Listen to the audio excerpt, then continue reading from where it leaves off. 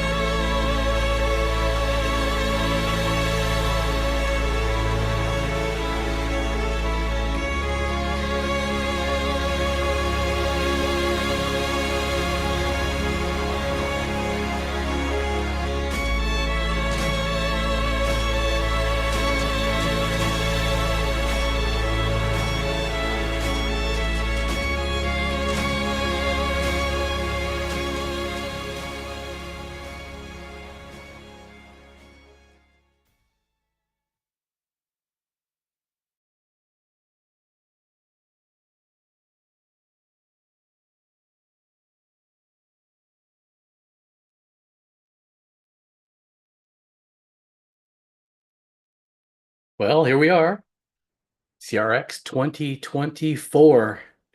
Let me grab some co-hosts to pop into the room and we will chat about our event this year. All right. Rodolfo, you there? I believe so. Yes, you are. I hear you. Nice. Okay, just making sure. Yep. Cool. All right, you're in. And I think we have Lee popping in as well. And so I am one of the hosts, Jim Drew. I'm the event organizer for the last I don't know, since 2017, I guess now. And we have with us Rodolfo, All and we're going to right, have Lee coming in. Oh, and speaking of which, he's asking to coming be. in. That's fine, buddy. That's fine. Here we go. All right, so Lee should be in. Hey, there's Lee. Good Got evening, Leo. everybody. Hello. All right, Hello. so Rodolfo, you're in what state? What city? Oh man, in a very tiny town of Mankato, Kansas, which is closer to the Nebraska border, north central Kansas.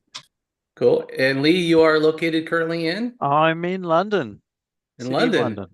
Outstanding. So, I'm in Arizona, Lake Havasu City, the home of the London Bridge. And welcome from all of us to CRX 2024.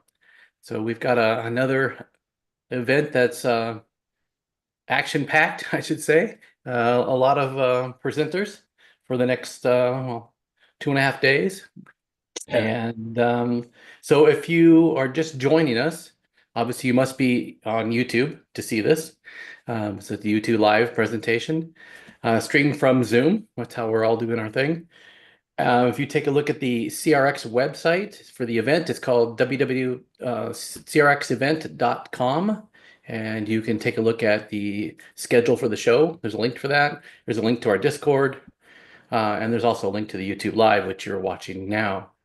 So if you take a look at our schedule, which is what we're going to kind of go over today here early, is to figure out what we're doing for the weekend. And that way you can pick and choose what you want to see. But I think you're going to want to see pretty much everything that we got going on. So let's pop over to our little schedule here and we'll take a look and see. Fridays are always a typical short day for us. When we had our live event, that was our setup day. So the day we brought all our stuff in suitcases and dollies and good times, good times. good times. Yeah, from from the Las Vegas hotels, we take the luggage rack dolly and roll it out and get our stuff put on there. So we're gonna go ahead and take a look here with pre-show, which we had with Slay Radio, and we want to shout out to Slay Radio. Every year we've used Slay Radio, and I use Slay Radio like practically every day while I'm programming. So it's great. It's like my go-to good music. So we have that, and then we have our opening. And then I'm going to talk about the Blingboard 64 campaign at 3 p.m. PST. And if you take a look at, we're doing everything on PST, even though I'm located in Arizona. Normally we have this event about a month earlier before the time zone change. So this is a new one for us with the time zone split up for me.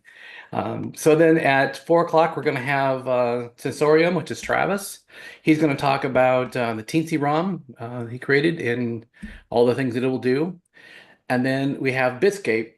So Bitscape this year is a separate entity from us. And we normally have that back with our YouTube stream. But the reality is this.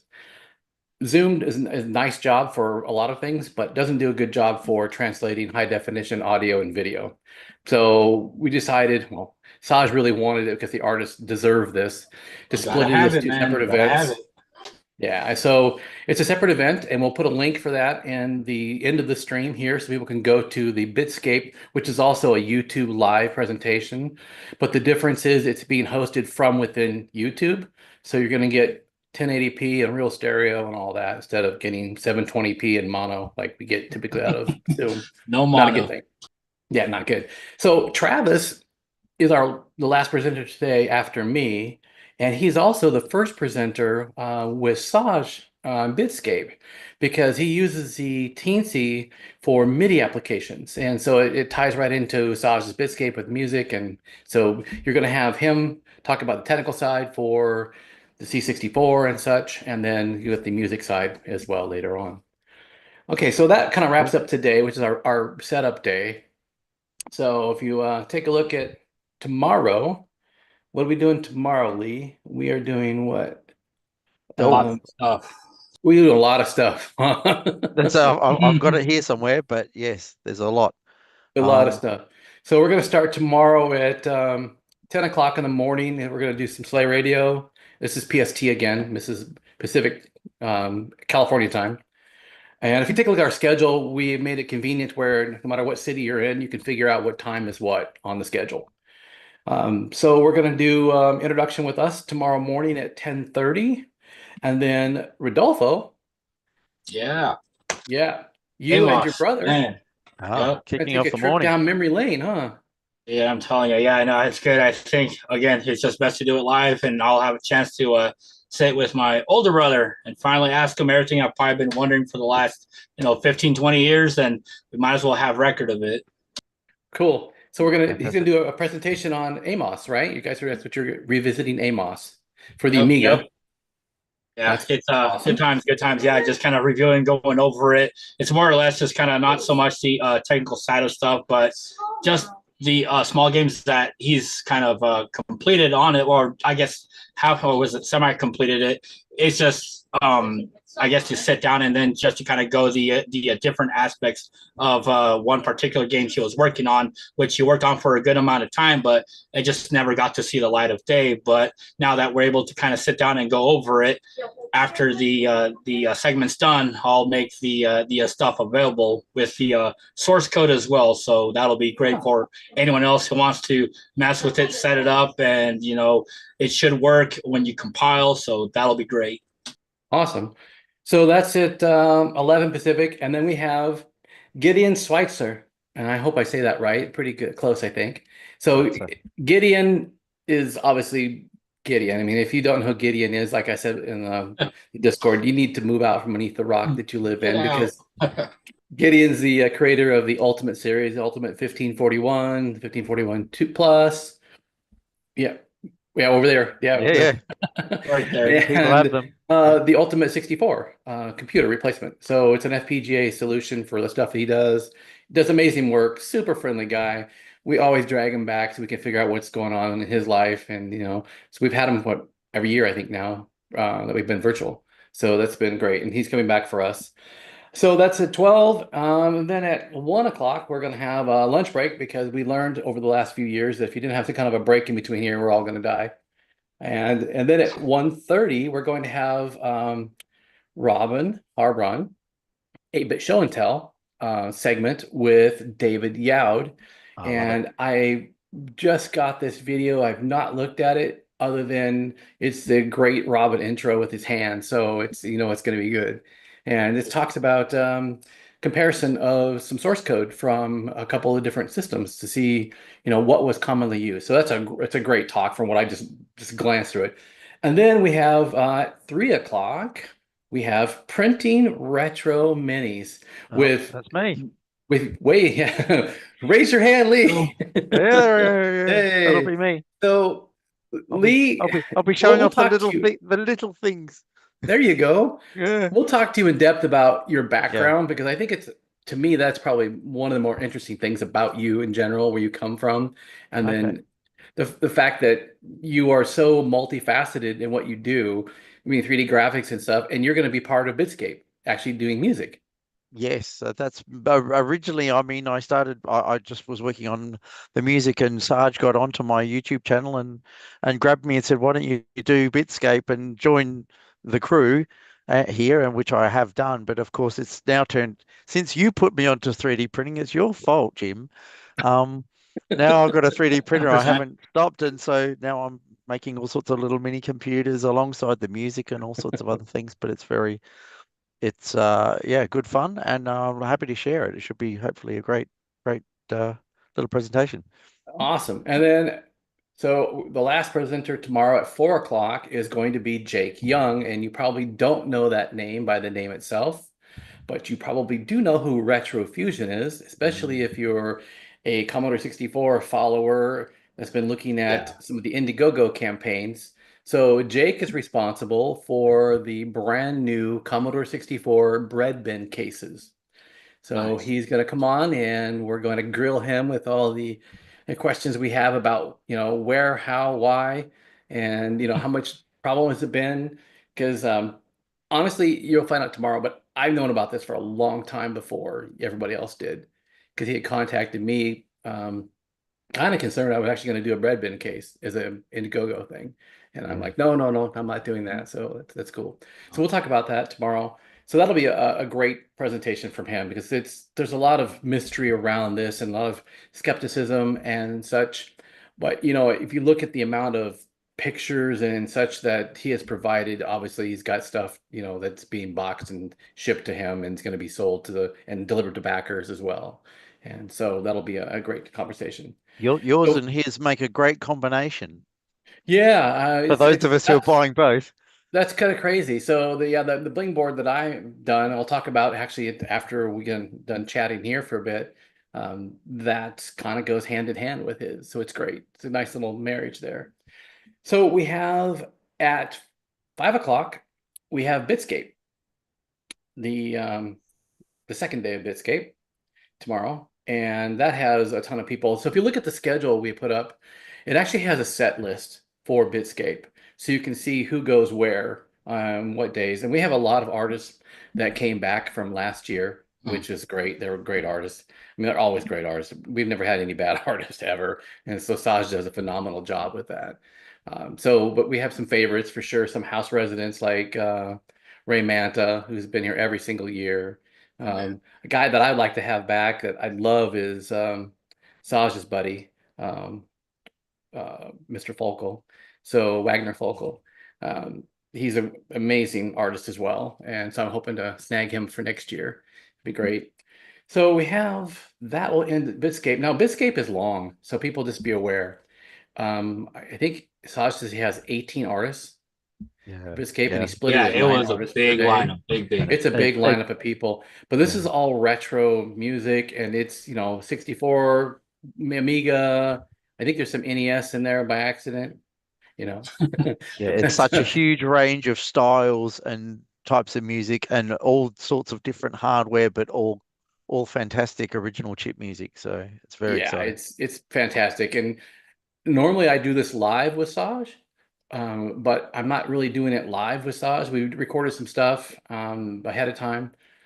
So I don't get to see all the videos in advance like I normally do. So I'm It's a looking small forward to seeing it as a spectator this time instead of as Yeah. something behind the scenes. it's a small price to pay to get the quality of what it's going to be with the Oh no, I YouTube agree. live I'm thing. It's I'm going to be totally amazing. So thrilled. It makes total good yeah, sense to do it that way. yeah, I mean, when we did the testing with Saj a few weeks ago, we were like, oh yeah, there's just no way, because the quality difference was night and day. So great, that was great. Okay, so fantastic. that will wrap up on tomorrow night is the last of the Bitscape at the very end. I should make a point too. If you take a look at the schedule, you're going to find from 7 p.m. to 11:30 p.m. there's boxes that are highlighted.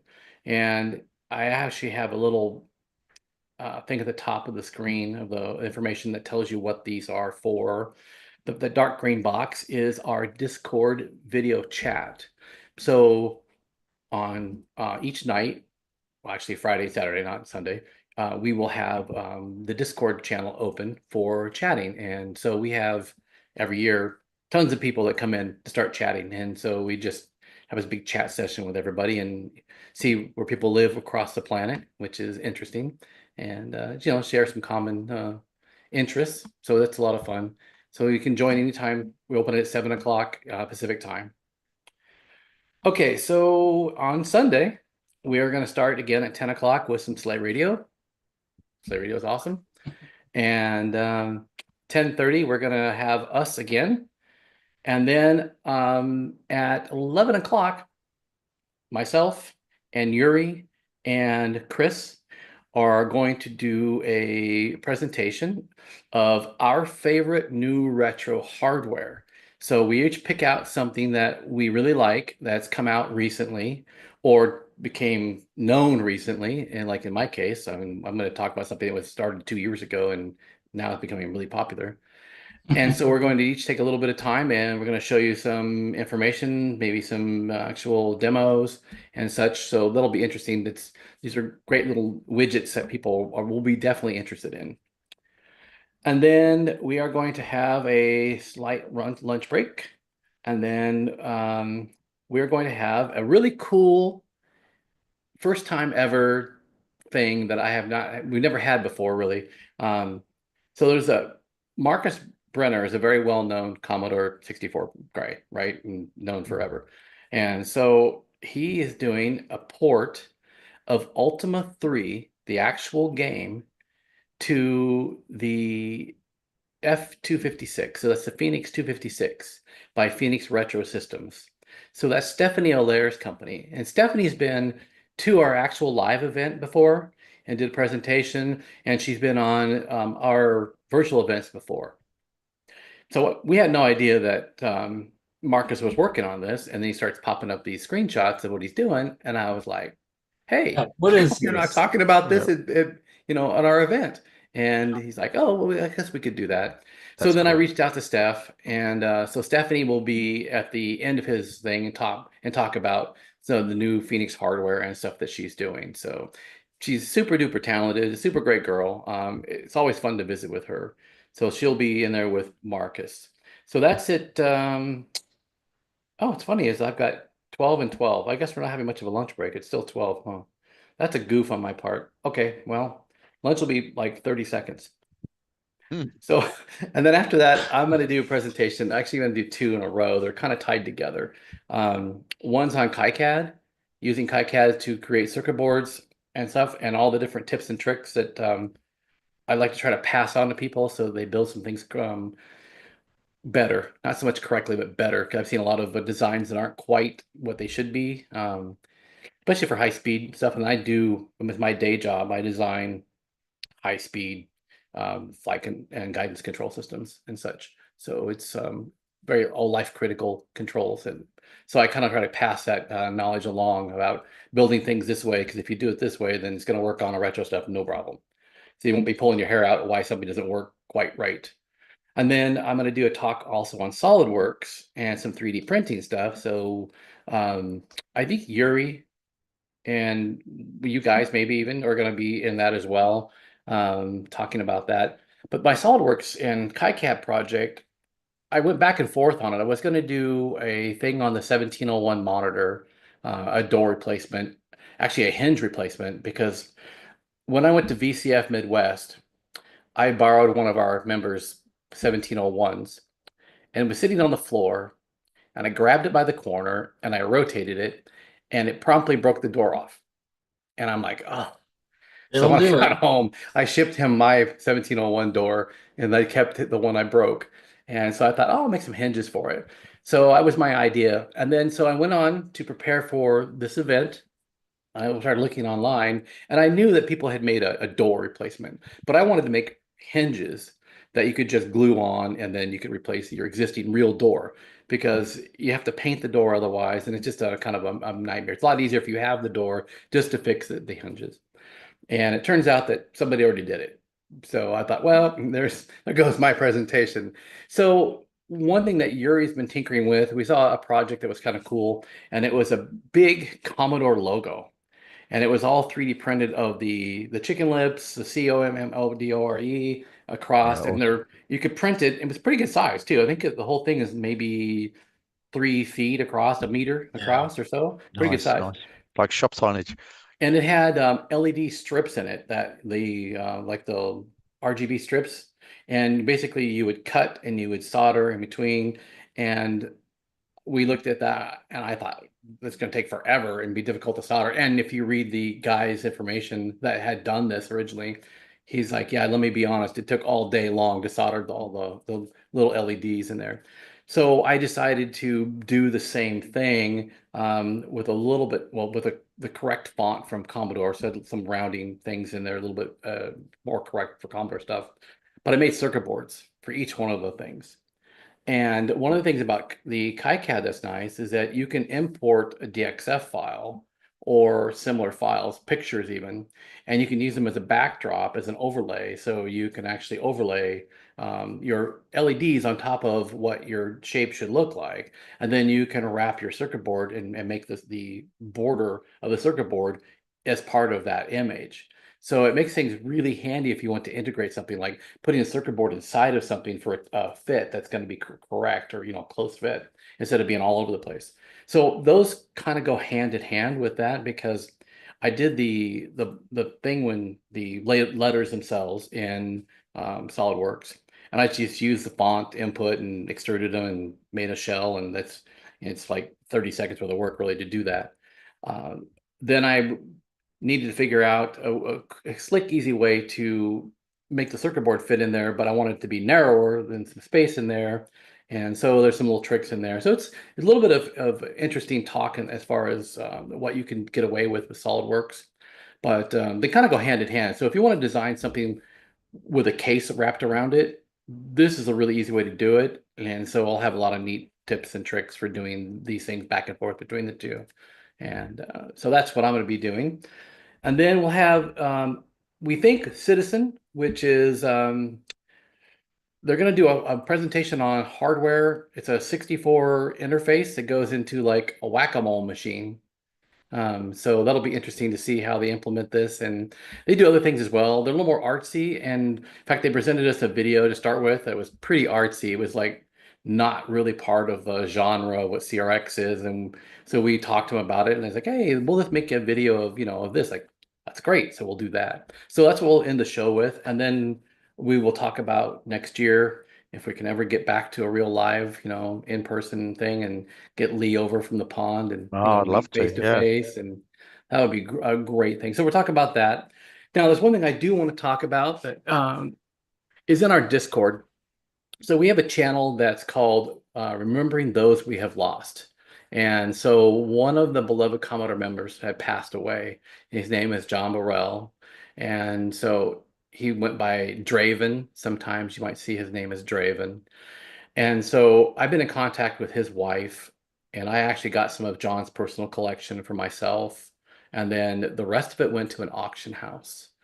And normally we have auctions for CRX, but in our Discord this year, I am promoting all the auctions that are being done by this auction house on behalf of his wife. And so if you take a look at, there's links in there. I really hope everybody goes and takes a look at it, especially Lee, because it happens to be in your backyard. Their Invectus is in the UK, Okay. and they will I ship will. worldwide. Yep. And there's a lot of really interesting stuff that John had. Cartridges like Formel cartridge. There's ProDOS boards. There's so much stuff. It's frightening because it reminds me so much of what I have. And John and I actually shared an interest in copy programs, and that's how he actually contacted me, many years ago now, because I spent my time from '83 to 1996, I guess, doing copy programs and such. And so that's how we became friends, across the pond.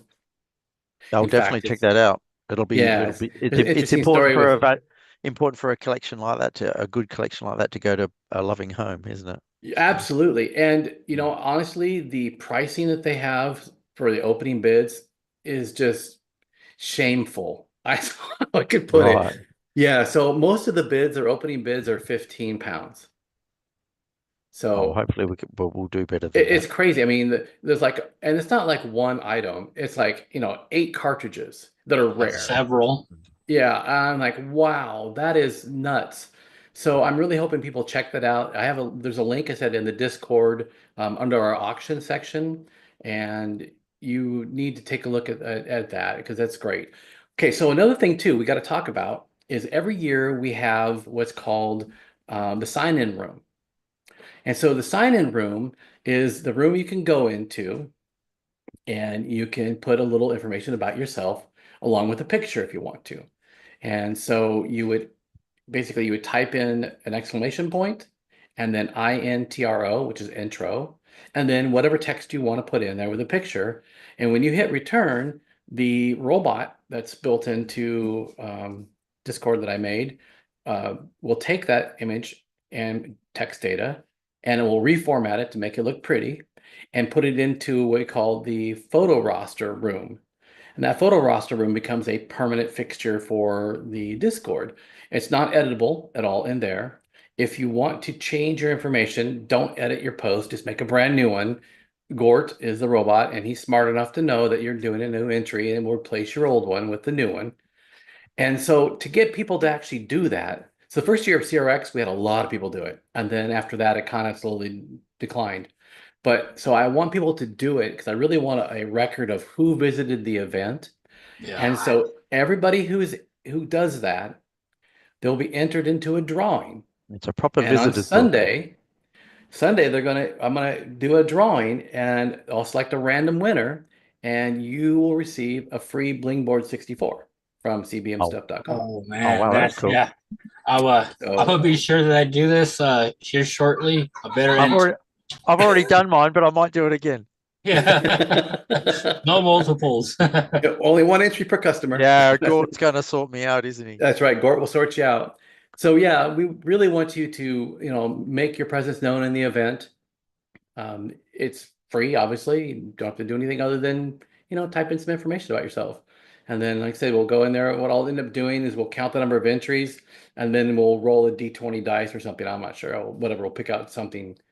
I'll use the Commodore 64 to write a random number generator that will pick out the winner. I'll do it that way. Good idea. That'll be the way to do it. We can broadcast that. So we'll do the winner announcement at the close of the show, probably before our discussion, actually. So we'll do that then. And I think that kind of talks about the show for everything that we've done. It looks like our whole schedule's here. What do you guys think? Did I miss anything? No, that sounds. I've Covered it actually pretty good.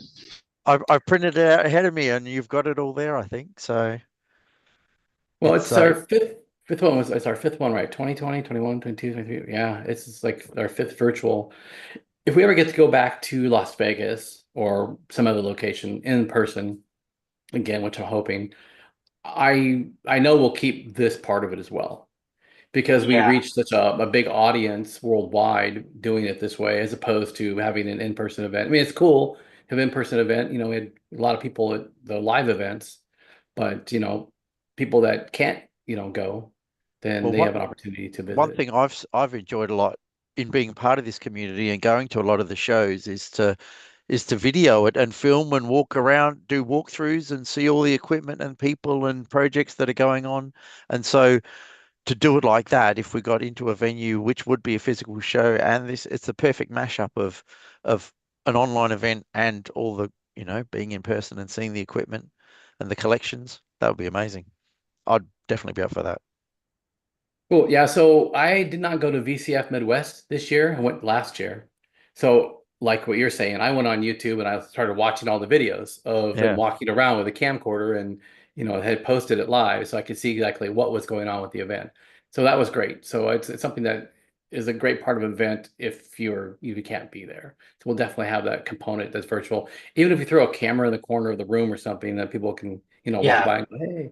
I was gonna say just have a camera or even a couple, and like whether if it's in that one Discord room, but when you join it, you can just see those cameras running. So true, yeah. I'm sure we can work out something like that. We could have you as our roving reporter, Jim.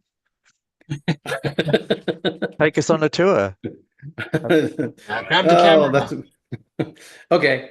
I mean, I'm sure it'll be fine.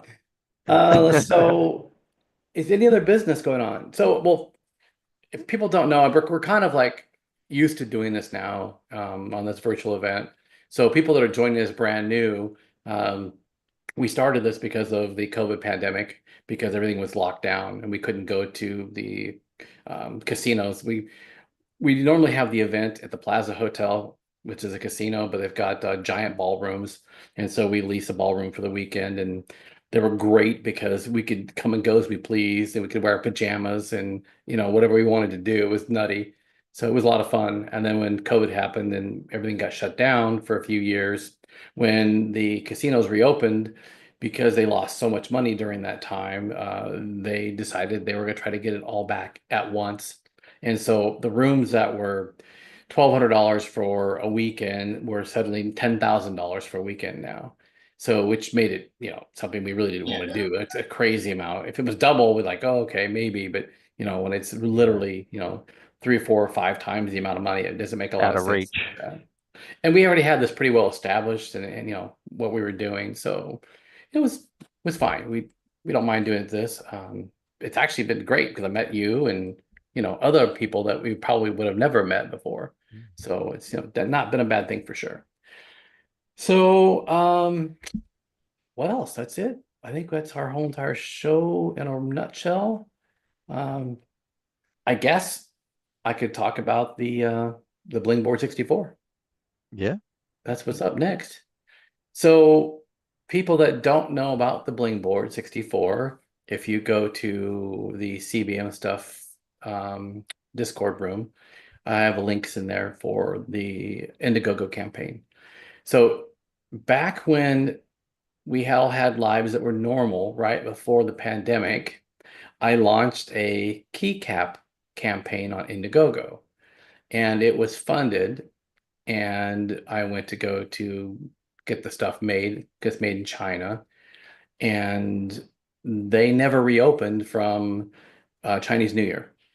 The factory that we were using, which was a keyboard manufacturing company that did stuff for Asus and a lot of other big name brand companies, they were taken over by the Chinese government to make PPE. So protective masks, shields, anything plastic wise, bends, all kinds of stuff, I guess.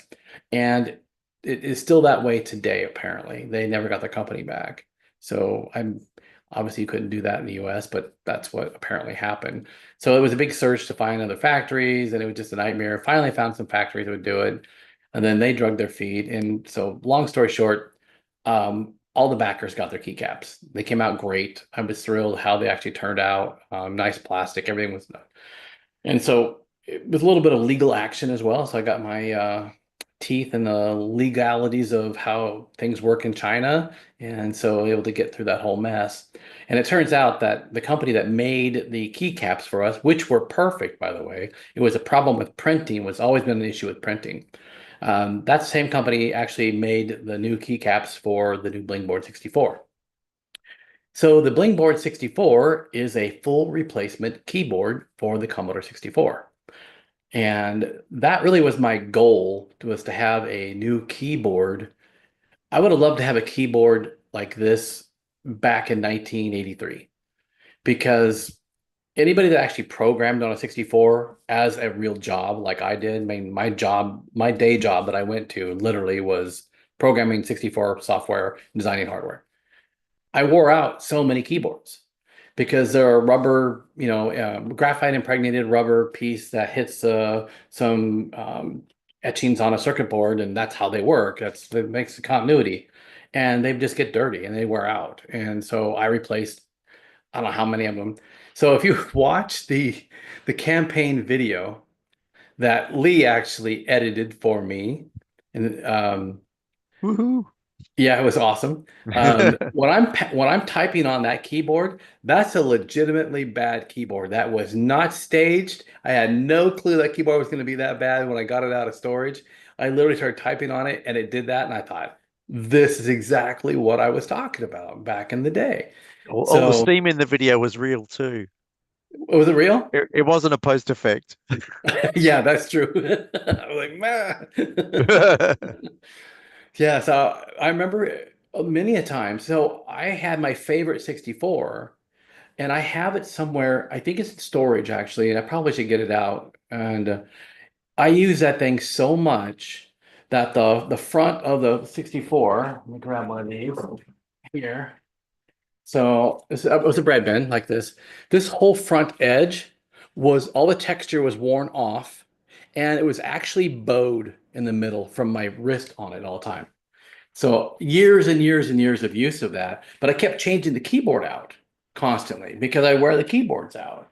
So I thought, you know what, I really like to have a new keyboard. And so there was Commodore 64C cases that were made by Dallas Moore, and that was a Kickstarter because he had found the original molds from Commodore, and they were clear. or you could get them in clear. And I thought, wow, that'd be great to have clear case with clear keycaps. And then, so right after that campaign came out, another campaign came out, and it was for keycaps. And I thought, oh, cool. And then that turned into a big fiasco, people know. And it took, many, many years before I ended up doing my campaign. And so I finally got my clear keycaps. So now I'm getting my keyboard. So the Blingboard 64, like I said, is a full replacement. Let me grab one here. Let's see. Let's do this. Yeah, it's so It's a much full more than a replacement keyboard. keyboard. And it consists of a circuit board, which is you see here, and it has a plastic frame around the board. It actually bolts to the circuit board. And a lot of people have asked why I did it this way instead of the way that the mech board was done. And so I will show you why. So this is a mech board frame. If you've ever seen one, it's a metal chassis. And the way these work is you have your PC switch, which is like a Cherry MX switch. I use Gatoron in our case. And this actually gets inserted into the top of this frame. And when you set it in place, it will click. And so you can hear it snap in place. And so now it won't come out. And then you stuff all of the switches into here. And then on the back side of this, you actually take a circuit board and you drop it in place and you solder all the switch contacts to it. And that's a nice hefty, solution that works great. The problem I have with this is if you want to replace a switch, you have to desolder the circuit board, all of them. Oh, You man. can't get it because the tabs to release the switch are on the back side, and there's no way for you. You might be able to do it from maybe like the first switch or two, like wrap something around here because there's a small space in here. But there's no way you're going to be able to get all these out and disconnect. In fact, right now I have to actually grab these tabs. So this gives you an idea of how much work it is. There, so I got it out. So, but you have to do that, to replace a particular switch. What if your switch was bad on here, or your space bar, your spring broke, or whatever? So I ended up going a different route and putting the switches on the circuit board above the board. Let's see if I can manage to get one to fit here. So I do this, and so they press into the board, and you solder it to the back side. So if you ever want to get a switch out, you simply just desolder the one switch, and now you can get the switch out. So that's the reason why I did it this way. It's, the mech board obviously works fine. There's a couple of things I did change on here compared to the mech board as well, and some people a little angry about how I did this, but I centered the keycaps over the switches. If you're familiar with how Commodore had done some of their keyboards, the function keys and the shift key, the control key are offset. So they have two holes in the stem, and they pick one of the two holes. So the key is off center of the post. So when you push down on it, over top of the post, it pushes down nice and easy. But if you push over here where the post isn't, it pushes down, but it tilts it and makes it difficult to push down. It doesn't feel quite right when you're doing it. And so some of the purists were kind of mad that I had done that, but I reminded them that Commodore, wherever I put the keyboard, I have one here somewhere. Commodore's, oh, here it is. Commodore made a version like that. This is actually a Commodore keyboard for the 64. Cool. And you can see the fact that it is in fact centered. And this is a completely different type of mechanism inside too. So you can see this is a shift key there, and it's dead center. So everything is centered instead of being off center on that. So there were 64 keyboards made that were like this. These are pretty rare though. I've only seen a handful myself. Yeah, I think must feel better to use. I have one, I think, maybe just the one, but then see, actually, sorry. So is that like an early version of the Commodore keyboard? Well, what's funny is that I had chatted online via email or PM, I think PM, with Leonard Trammell, who is Jack Trammell's son, about this. And he's like, well, for sure there was at least 4 different types of keyboards. And I think what it was is that just in the nature of Commodore, they would use whatever they could get type of thing. because they didn't make the keyboards. They're made by Mitsumi. So whatever they were shipped, as long as the plug worked when you plugged it in and the keys worked, I don't think Commodore really cared so much. But as far as when certain things came out, we don't really know for 100% sure. I'm assuming since like this keyboard is pretty common with the silver label 64s, which were the first batch of the 64s. I think there's 80,000 or so released that way. And they had this colored function key, the VIC-20 colors.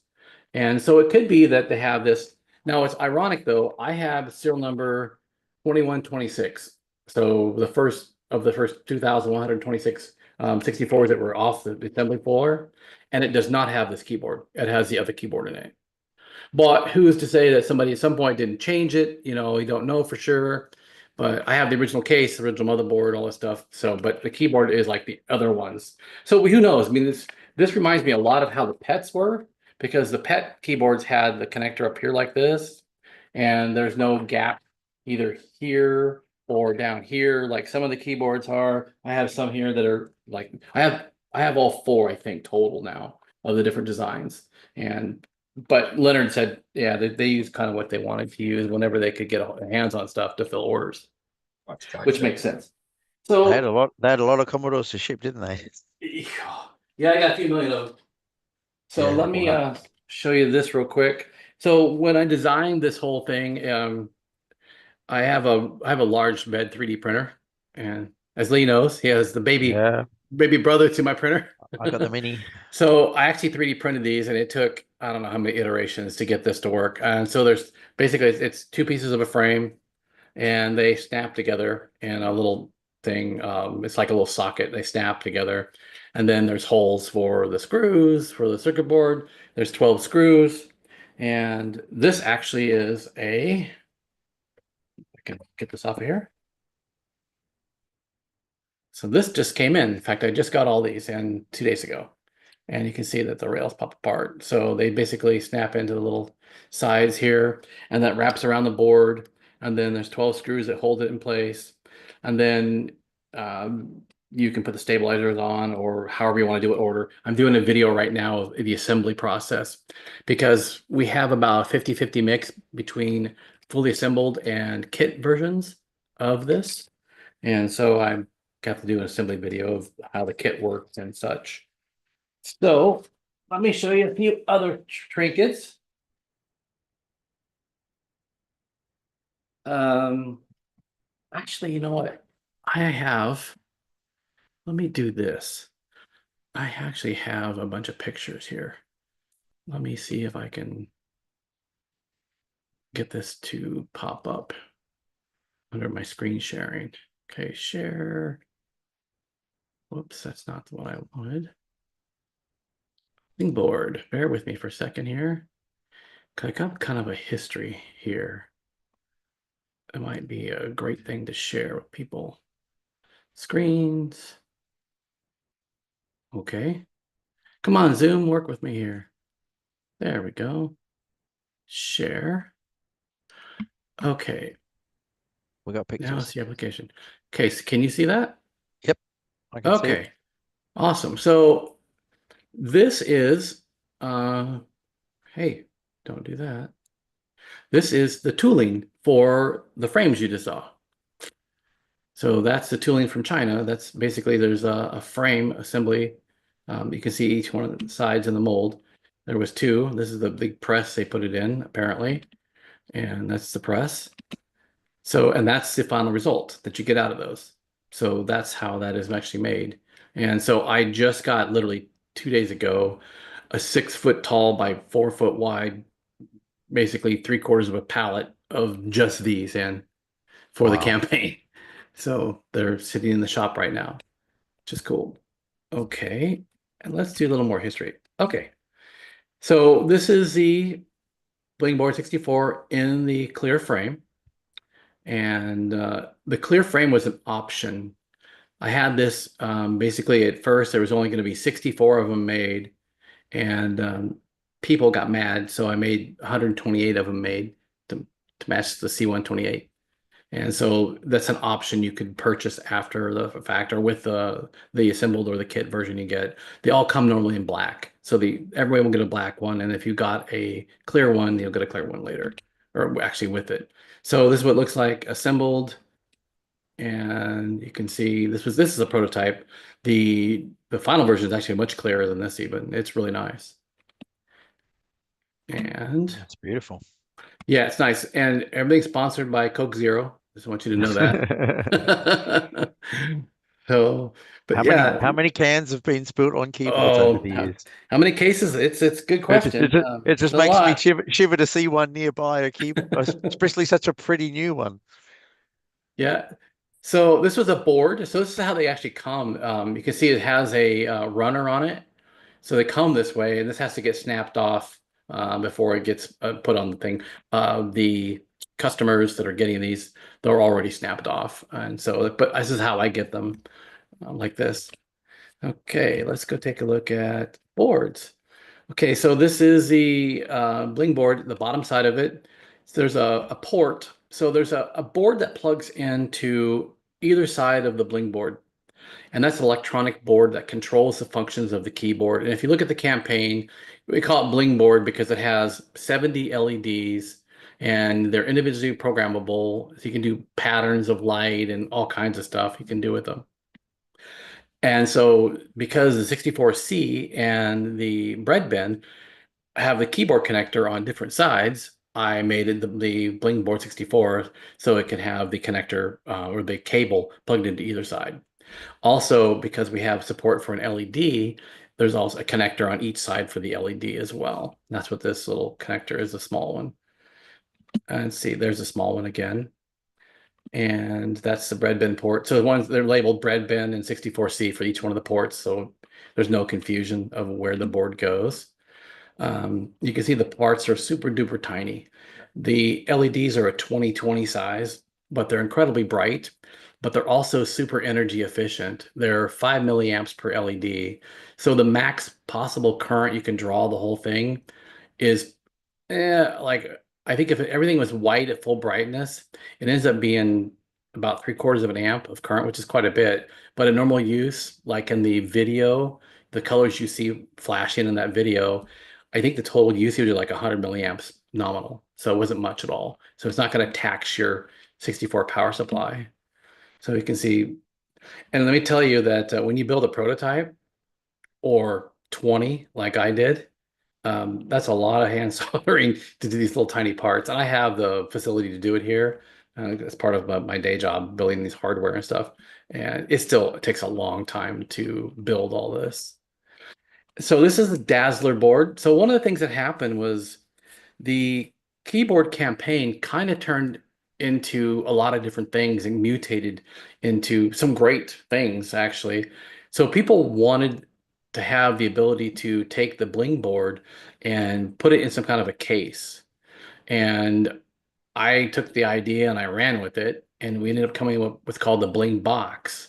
So the Bling Box is a full dedicated by itself keyboard that has control electronics in it that you can plug into an SX64 or to a C128 DCR or into an Amiga or into your PC or into what Mister, and all the different things. So it has a USB port besides having a DB25. And the DB25 is used for serial type communication protocols like the Amiga, like a PS2, the SX64, and the C128 DCR.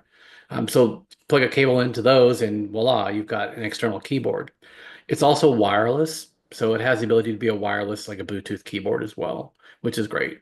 So it's powered through the USB or powered through the DB25 connector. So this is the production board for the Dazzler, we call it. And you can see how the Dazzler board looks. The Dazzler board has 2 expansion ports. One of them actually has 3. One of them, the back one, is for a SD card. So if you want to have an SD card into this, and we'll have the firmware is wirelessly upgradable. It's basically goes through my server, so we can update it to do whatever we want to do. But it has SD card support. The one in front of that one is for a TFT display, like for a small LCD screen. So literally, this board, as it sits right there, can play Doom. on your keyboard. So if you have Wow. a display mounted on your keyboard, you can play Doom. You can load Doom off a SD card and play it, like the original source code and the whole 9 yards. Well, converted for the CPU, but it's the original WAD files and all that. And the other little port we've got over here, it's a 4-pin port. That port is for a joystick interface. So when I made this, people are like, well, how come we can't plug a joystick into the keyboard and we could have joystick support remotely, you know? And I'm like, I had no idea you could even like, or people wanted that, let alone you could do it. So I looked into it, and, you know, sure enough, the joystick port on the 64 is connected to the keyboard, you know, connector. And that's why if you've got a joystick plugged into your 64 and you move the joystick around, it starts typing on the screen all by itself because it's actually queuing up keys. And so I made a small board that actually plugs into the socket, and it allows you to have joysticks connected to the keyboard wirelessly even, which is pretty cool. So I'll show you some actual uh, keyboards here that I've done that with. So this is a Dazzler, and then this is the actual, what we call the Super Duper board. It was originally the Super board and then became the Dupa, because what the Dupa means is that this interface for the 64 is on the CIA. That's where the keyboard's connected. So it's a dual port. So there's two 8-bit ports that connect to the keyboard. Well, it just so happens those 8-bit ports are addressable from the 64 side.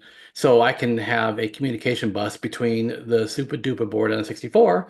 So which means you can control the keyboard from the 64 side, including setup, config, the whole 9 yards, everything. And you can offload things to the keyboard if you wanted to, like if you wanted to offload, you know, a trigonometry function or something, or a sinus table generation or something like this. This could do that and give the 64 the data. Or like GCR conversion, if you wanted to send it GCR bytes and back comes the data, it's way faster than doing it on the 64 side. So you're telling me it's got a co-processor? Yep. This keyboard is a co-processor for your Yep. 64. Yeah, it's actually it's a bang. dual. It's three. It's Three. a There's dual three core CPUs. 64. Well, it's a dual core. It's a tri-core. So there's two. Tri-core. I use an ESP32S3. So the Wow. S3 has two 240 megahertz cores. Plus, it has a lower speed ULP, which is a processor core that's a RISC processor. That actually is accessible as well, and you can use it for doing computations and stuff if you wanted to. But we use the two main CPU cores. So one of them actually controls strictly nothing but the keyboard input, and the other core controls the communication bus to the 64. And so they're split. And so it makes it really easy because there's, you know, they're both sitting idle probably 99.9% of the time anyway, unless you send it some kind of command. So it's pretty nifty. So that's the board. It's how it's plugged into. And this cabling is different. I'll show you that in a second. One of the things that drove me nuts about like the mech board implementation, it uses a flat ribbon cable, which is kind of stiff and difficult to deal with. So I spent quite a bit of time getting a cable made for this particular project because I wanted it easy, flexible, like the original cable and such. So that's a super duper board, what it looks like normally.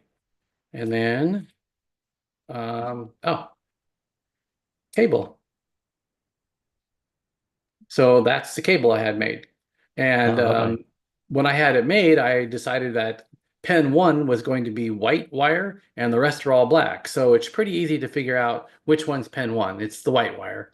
And the pin 1 on the circuit board is on the 64 is labeled, and pin 1 on the super duper board is labeled. So I don't expect any issues really, but if you plugged it in backwards, it won't kill anything anyway, the way it's designed. So it should be fine. And this gives you an idea what the length is. And because it's flexible like this, you can tie it in a knot, you can route it any way you want to. You can tuck it out of the way, you can tuck it under the keyboard. So it's a great solution because it's flexible. There's a lot of really nice features. You just didn't stop, did you? They keep going and going. Okay, so here is the keycap. So if you look at this, this is actually a Cherry MX switch little plus symbol here, as you can see. And that's what I got for the first samples, and they didn't work. Because if you take a look at the Cherry MX top or the Gatoron switches like we're using, you'll find that the plus symbol in the middle isn't really an actual plus that's equal on each side. it's a little bit wider than it is tall. And when they did the modeling for the stem, because I told them because of the plastic company had to account for tolerances for plastic because it had to fit tight, and I couldn't do that. That's their responsibility. When they were working with the switch, they had it rotated 90 degrees. Oh, And as a result, nothing worked. So they had to remake the molds. So literally uh, yesterday or 2 days ago, I got the new samples in and they work. And that's what this looks like. So this is an actual production set of keycaps for this, endeavor that is not printed yet, but they all fit perfectly. It's great. So I was very happy the way it's turned out. It looks good. Um, there's a lot of slop in the keyboard mounting. I didn't have this centered in this picture, but it's fully centered. It's perfect. This gives you an idea of the height profile. It's all the same as the original C64 is. So I'm pretty excited to get I this bet stuff that done. lights up pretty good. It looks nice and clear. Yeah, it's nice. So here's what we are on the project in general. The printing has been a nightmare again, which is I just don't get it. And so originally I wanted UV printing because UV printing is very durable and it's quick and it's really accurate. So if you've got something in a printer and it's moving back and forth in a stationary manner, then it's going to give you repeatable results every time. The problem we had with the original keycap campaign is that they did 260,000 keycaps by hand individually, one at a time. And so they literally stamped them by hand, one at a time. And Crikey. they didn't use a fixture to do it. It was literally by hand. And so out of all those keycaps, I had honestly probably 70% failure, maybe Yeah. more than that, but 70% at least. And that's why we had to have legal action and all these things that had to happen to get keycaps remade. And so this company wanted nothing to do with printing ever again. They did only plastic to begin with. They never did any printing to start with. They wanted to try it and see if they could do it. And it was a very bad lesson for them. So, but they make great plastic. So I have another company that is doing the printing, and this is UV printed. You'll see that the P, the arrow, and the 3 at the bottom of the display here, which you can see it down here. Those are printed with UV, and they're wrong. The size is wrong on them, and that was the problem we have now with these people. Is that they look good? I mean, like you just take a glance at them, and they look great. I got the samples physical samples to touch and feel, and they're impervious to acetone and everything else. I mean, I melted the keycap plastic first before I damaged the printing, which is what we want. Because as you and I know, Lee, 3D Mm. printing, that's like pretty durable stuff. Yes. Especially Yes. UV stuff as well, like you use for your lenses for your SX64. Very durable plastic. And Yes. so I knew it was be durable and it's going to be great. So we're at the stage now where I think they've got it what we need, and I should have samples next week of the final ones. And if they come out to be great, then I'm gonna be thrilled. You can see here that the all the letters, white, red, cyan, purple, green, those are all slightly too large. Everything's slightly too large. And so, and I know maybe I'm a stickler, but it's not right. And I have to have it right, or I can't release it. You can't unsee some things, you know what I'm saying? So If you're going to do it, you might as well do it right.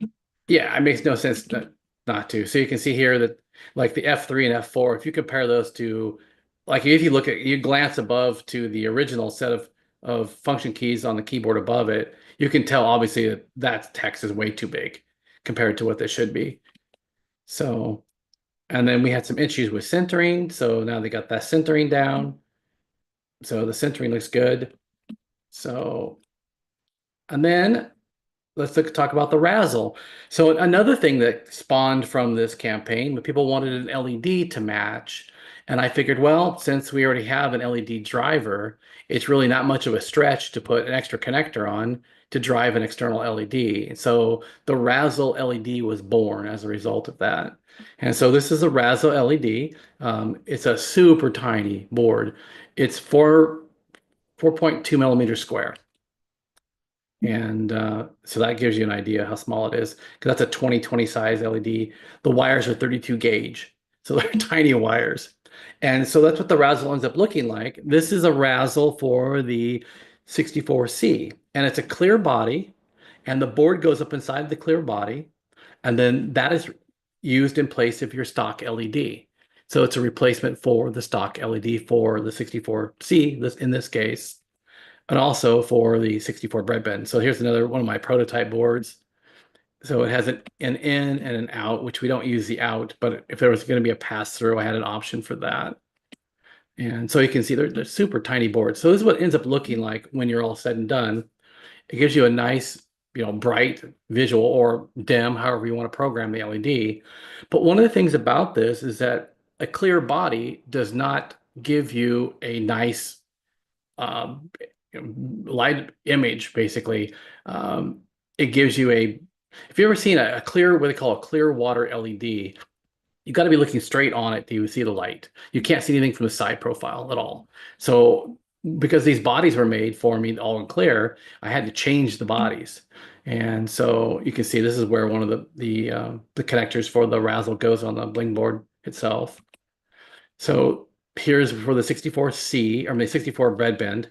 So everybody who has a breadband Razzle is going to get brand new mounting hardware, because we know that our mounting hardware didn't survive the 80s. It's all brittle and broken up. So you get brand new ones, and they'll plug in just like that into the 64 original spot, and then the Blingboard, how the cable's routed. But so this is what I was talking about here. So you see that the tip of this is frosted. This frosting is me. I tried everything under the sun to melt this plastic. I tried acids, I tried MEK, acetone, all kinds of really nasty, harsh, gotta wear gloves type of things, and nothing melted the plastic. I couldn't get it to anything. But ironically enough, what does this is baking soda. And you actually shoot it through a gun. So I have an air compressor with a sandblaster gun, the little handheld gun, and you load it up with baking soda, and that becomes an abrasive. And I have a fixture that this pops into, and I simply just shoot across it, and voila, it gives you a frosted tip. And at that point, it refracts all the light, and it looks like this from a side profile. Oh, So it gives you a really nice profile of your light. It goes all the way down inside of the fixture. So no matter how far down you look on the LED, it looks good. So that was something I had to do by hand. And so that was 600 and some pieces like that I had to do by hand, which is fine. It was a nice exercise in learning to use a sandblaster. This is it's poetic justice that the bread box gets baking soda. Yes, true. That is true. I didn't think about that. How funny. So this is the Razzle for the 64C. It pops in. These are prototypes I had made with my resin printer, so I could get the stem distance to be correct. And these are all wrong, but this is some of them. That's what you do. But this actually pops into the back of the 64C, and you can see the board actually fits into it, and they're glued in place. I'll show you one here when we go back to a regular video. So I want to do a quick thing on the Bling box. So this was the Bling box that got born out of this. So this is actually a full replacement keyboard. And this is some of the renderings that I had done and some of the work I had done. I made dozens of cases, literally. This was months of work actually after the fact to get this to work. And it turned out great. I was thrilled. So it gives you an idea of what these look like. Originally, we had a flat front on the edge in front of the space bar, and that just killed my palm when I tried to use it. So then I beveled it at like a 45-degree angle, and then that was okay, but it didn't really meet my expectations. And then I rounded the edge, and it was perfect at that point. So you can see there's some rounding on some of these images here. So I'm just going to go through these real quick. I added ribs to be traditional Commodore in the backside, and try to make it a little more Commodore-ish looking as a result. The legs are pretty cool. These are things I actually designed that they flip down. And so you have a 12.5-degree angle of the keyboard when the legs are extended, which is identical to the C64C. And if you have the legs up, there's I think it's a 2.7 or 2.8 degree angle of the keyboard, just a slight bit of angle to them. So it worked out really nice. Here's some more pictures of this, just texture. So I've been battling with the company that's doing this, which is the same company that did the rails. And I really wanted the texture to be like this. But unless you've got sample cards in front of you, it's hard to determine what's what. So we finally got some samples, and it'll be somewhat close to this, a little less deep than this, a little less coarse, but still textured, because I don't like fingerprints on black. That's just a bad thing. And so this was the first actual design I had done. And I showed all the guys in the CRX crew, which is Lee and Rodolfo and everybody. And I started getting some feedback. And oh, this is a comparison real quick of this is a C128 DCR keyboard compared to the Blingbox. So it's a little bit thicker, but pretty low profile. So I wanted to get some feedback about putting a display on the Blingbox itself. And I thought it'd be kind of cool to have a display. And so we came up with this display, which is a little OLED screen that was below the function keys. And I liked this, and half the guys liked it. Half the guys didn't like it. They wanted it moved to the left or to the right of the space bar. Some wanted it above the keyboard. So we here's another rendering of it. We couldn't come to a consensus on it. Oh, comparison to an SX64 keyboard. Here's kind of a bunch of random pictures I got here. So there's the top view or the top display. So in the end, I decided not to put a display and to make a port in the back of the keyboard with a connector, so you can actually attach a display of your choosing to it. And then we can simply update the firmware for the keyboard to accommodate whatever display you want to put in there. So I'll do some more renderings here. Oh, you can see that this one is one that had the beveled edge instead of rounded. So it's beveled, and that was okay, but it still didn't work by hand very well. So it got changed around. Whoops. Okay. So to control this, because we have wireless capability, I decided to make a web app. And so I don't like having to do software for your PC or for your Mac, whatever, because it's kind of a pain to have to do multiple different software. This makes my life much easier. And so what it is that when you hold down the left arrow, the control, the run stop on the 64, and you power up the keyboard, power up the 64, it goes into Wi-Fi config mode. And at that point, you can go to your mobile device, like an iPad or your phone or a PC, if you've got a PC with a wireless router, and you can go into your wireless settings and you can select Blingboard 64 as the wireless device. And when you do that, it pops up a configuration screen. And the configuration screen will give you the ability to change the key mapping, the LEDs, how they function, the keyboard macros, because you can actually assign macros and record macros on the keyboard. And so this is the picture that I had created for this part of the project. And I got some experience with how things are done in HTML, because I had no clue, and how they're done in JSON and such. So basically I took Photoshop and I took that image I had, and I just kept the keycap tops, and then I put a bounding box around them, and then I cleaned the bounding box. And then I discovered well, I actually did this. I discovered a Python script that goes and will take a JPEG image and will create the bounding box coordinates for your HTML.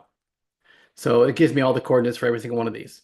So in the end, I end up having the ability to do this, which is you move the mouse over this, it can actually show you which key you're on. And if you click the key, then you can actually configure the key for a different key setting. Now, they were test screens I had done. All this is done now, but they were the ability just to click a key, change the function. So if you've got a keyboard that is a ZWERTY instead of a QWERTY, you can actually program the keyboards to handle that, so it'll do that for you. So everything is programmable anywhere. If you wanted to do, I don't know, move things around, you can do that. If you like the C16 layout better or something, maybe you want to have that key layout, you can do that as well. So that is that. Okay, so because this is wireless as well, I made a wireless adapter for the 64. And so the Bling box could talk directly to the 64 through this adapter. And it plugs right into the keyboard slot.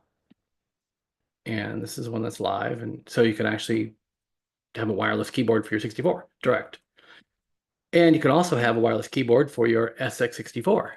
So this is a dongle that actually plugs into the SX64's keyboard slot on the front of the SX64, and voila, you've got a nice dongle that's just all wireless now. So you don't need to use the stock SX64 keyboard. You can use the Bling box instead. And another view of that, and you can see there's a big tab on it, so you can pull it out of there because that's a cubby hole it's got to go into if you want to pull it out. This also is an adapter for a separate adapter for the C128 DCR. So this plugs into the side of the 128, and now you've got a wireless keyboard for it as well. That's pretty All right. good. So the last part of this is what I got in 2 days ago. This is all the frames. So they are here, and this is what's coming to me. In fact, it will arrive in the United States at the port on the 21st. So 6 days from now, all this will arrive. And I have 5 pallets of stuff that's coming. And so this is all done. This shows you how they've packaged the circuit boards. So they're all packed nice and neat. And there's all kinds of foam everywhere. And this is what I took this picture when I opened the box 2 days ago, just to make sure they arrived safely. And was fine. I was surprised. They just packed them like this and they survived just fine. But the boxes were super heavy duty. They weren't crushed or dented or anything. So that's what it looked like. Okay, so I'm going to turn off my sharing. If I can figure out how to do this. Let's see. Share off. There. Okay, so I'm back. We're back. All right, so I want to show you. Let's see. A couple of things here. Let's go grab a bunch of prototypes. Okay, so this is 3D printed. I actually printed this in my 3D printer, which is pretty cool. They can do things like this. Rubber feet are on the Bling box. The regular feet are here. It's screwed together. You can see the DV25 connector, and there's a set of ports here, which is where the magical joystick connector is. So I have a bunch of parts here. I will show you. So, oh, here's one I got. Okay, so this is how the Dazzler board actually goes into this board. And you can see this little connector here is for the joystick interface. And you can see right now I have this plug in here. So this actually is pinched in the case. So it blocks off the joystick port holes. So if you don't have the joystick ports, then that's what you would have this. But if you've got this little adapter board, you would simply remove this out of here. And you take this handy dandy little board, which I can turn around here so we can see it better. And so this is the board. And in between these two joystick connectors is a 32 megahertz CPU, if you believe that, that controls the whole thing. And so this actually just drops in here like this. And then there's a small jumper cable that goes from here to here over, actually, where do they hold this? So between here and there, little cable plugs in, and then now you've got joystick support on your Bling board or Bling box. Then the lid goes on top of here. Of course, you've got That's great. but I had Bit of work. a gazillion of these that I ended up making and printing, having JLC PCB make. And so this is the bread bin version. This is the actual production prototype or production unit in here. And I don't have the keys in here because I literally just got, there's a second set of keys. The first one was on that 64C. So these are going to go on my bread bin for testing. And I'm hoping next week I will have the samples for the new printed keycaps. And if that all works out, that they are show okay, then the company doing the keycap production will be shipping keycaps to that company, and then they get to ship everything to me. So the reality is that we're getting pretty close to getting stuff out to the public. There'll be a lot of assembly work for me here. But I think I would think that we're going to be probably launching, at least shipping the early birds. My goal was really to really ship all the early birds out, nothing else, in early December. So I'll be getting ready to tell people how to select their colors, because that's one thing we have to do still, select all the colors, and then people have to handle the shipping for how they're getting their product shipped, because there's different methods they can select in different amounts. So we'll be doing that. What else we got going on here? Oh, a couple of things, how this is done. So the razzles that I had done, this is how they're done. Basically, they're a strip like this that goes into the fixture. The tip gets frosted, and then it comes out, and then those go into another fixture, and there's a clear epoxy that let's see if I can actually get this to focus. There you go. There's a clear epoxy gets done on the backside, basically a few drops of epoxy, and that holds it all in place. And so there's literally hundreds of those that were done, and all kinds of little widgets I got laying around here. Like this is the adapter for the keyboard for the 64. So I think that's a bunch of messaging that people were interested in knowing about colors and such like that. Like anybody that knows about the campaign pretty much knows about the process, really what's happened. But I think this will answer a lot of people's questions about where we really are. I really have stuff sitting here, and there's going to be a lot of stuff sitting here. I had boxes made too, custom boxes. I went and spent a lot of time on the boxes because this is ironic. So 80% of this campaign was funded in the US. That is the complete opposite of the keycap campaign, where 80% was in Germany alone. And so I really still had to go and figure out what it was going to cost for doing boxes to the UK and to Germany, all the different shipping rates, because they're all different. And as a result, I came up with a box size that works perfectly for all the different shipping companies. So it's at the lowest possible cost and the biggest possible box we can get away with. And that way we can put extra keycap sets in if they get it and such. So it was a great thing. I spent a lot of time, but it was a good thing I did. I felt really good about it when I was done, because it'll save people money in the end, which is great. And it'll save me hassle too, because we've got a nice box we can put stuff into. So I had a custom pouch made for the keyboard to slide into, the circuit board with the keycaps, so they're well protected. So there's a lot of parts into this. It's when I was thinking about doing this, I thought, keycaps, yeah, not a big deal. And then I started looking at this afterwards. I thought, there's a lot of parts to this. I mean, it's not just like, a set of keycaps. I've got circuit boards and frames, and I got screws, and I've got kits for assembling putting the, good example, here. So if you take a look at this, this is the standoffs that go for the Super Duper board. So those had to be acquired with the screws that match for all those. And then the stabilizer bars, and it's a lot of parts, a lot more than I had actually thought about when I was doing the campaign.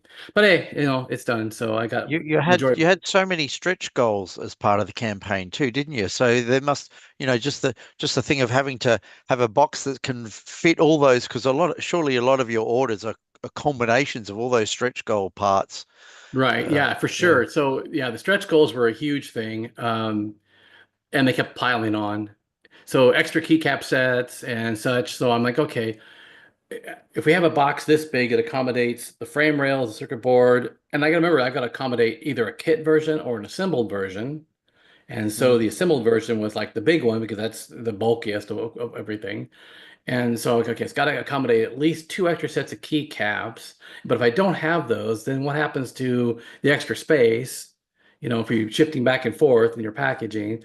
So I made the envelopes. Actually, it's like a bubble wrap envelope that goes around the thing, where we can cut it and shorten it. Or we can leave it full length. That way, extra padding if you don't have the extra keycaps.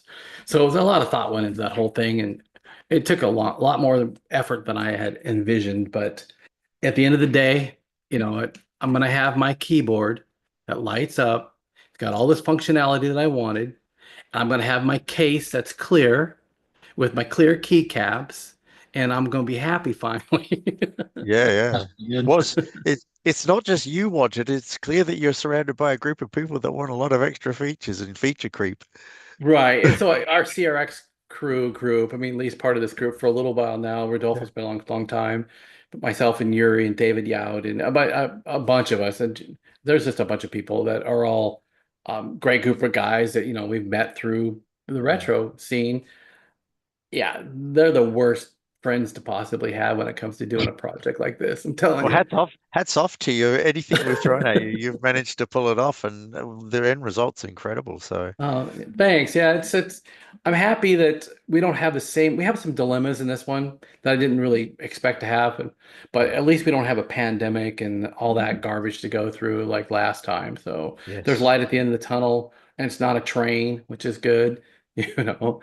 Uh, so it's a good time for 64 enthusiasts. We got lots of new stuff coming out every day practically, and this the scene, and we'll talk about that on Sunday when Yuri and Chris and I talk about some new favorite things that are coming out, which is it's not a dead community, that's for sure. I know. It's going to be fascinating when the boards do get out there and people get hold of them and start.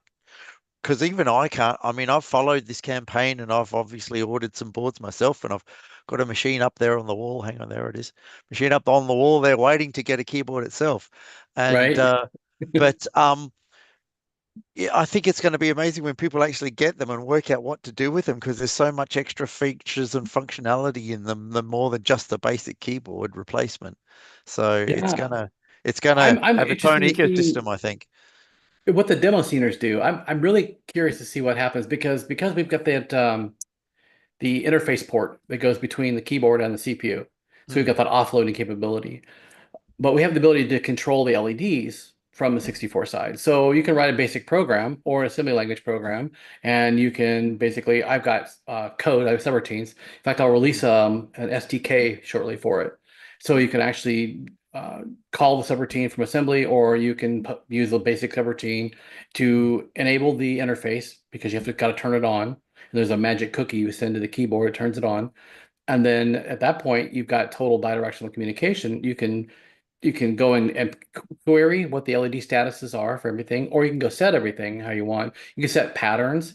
And so I think for the demo sceners, it would be so great if somebody made a demo where there was like graphics and stuff, and then it went down the screen, and then the keyboard picked up the graphics via the LEDs, where you could actually have like a waterfall or something like this, and then jump back Yeah, up on the yeah. screen. The things you can do is it's great. I mean, So you have a light show with your demos, yeah, yeah, and so yeah, there's things that people don't probably understand or maybe not want to maybe never use, but I will use them and other programmers will use them.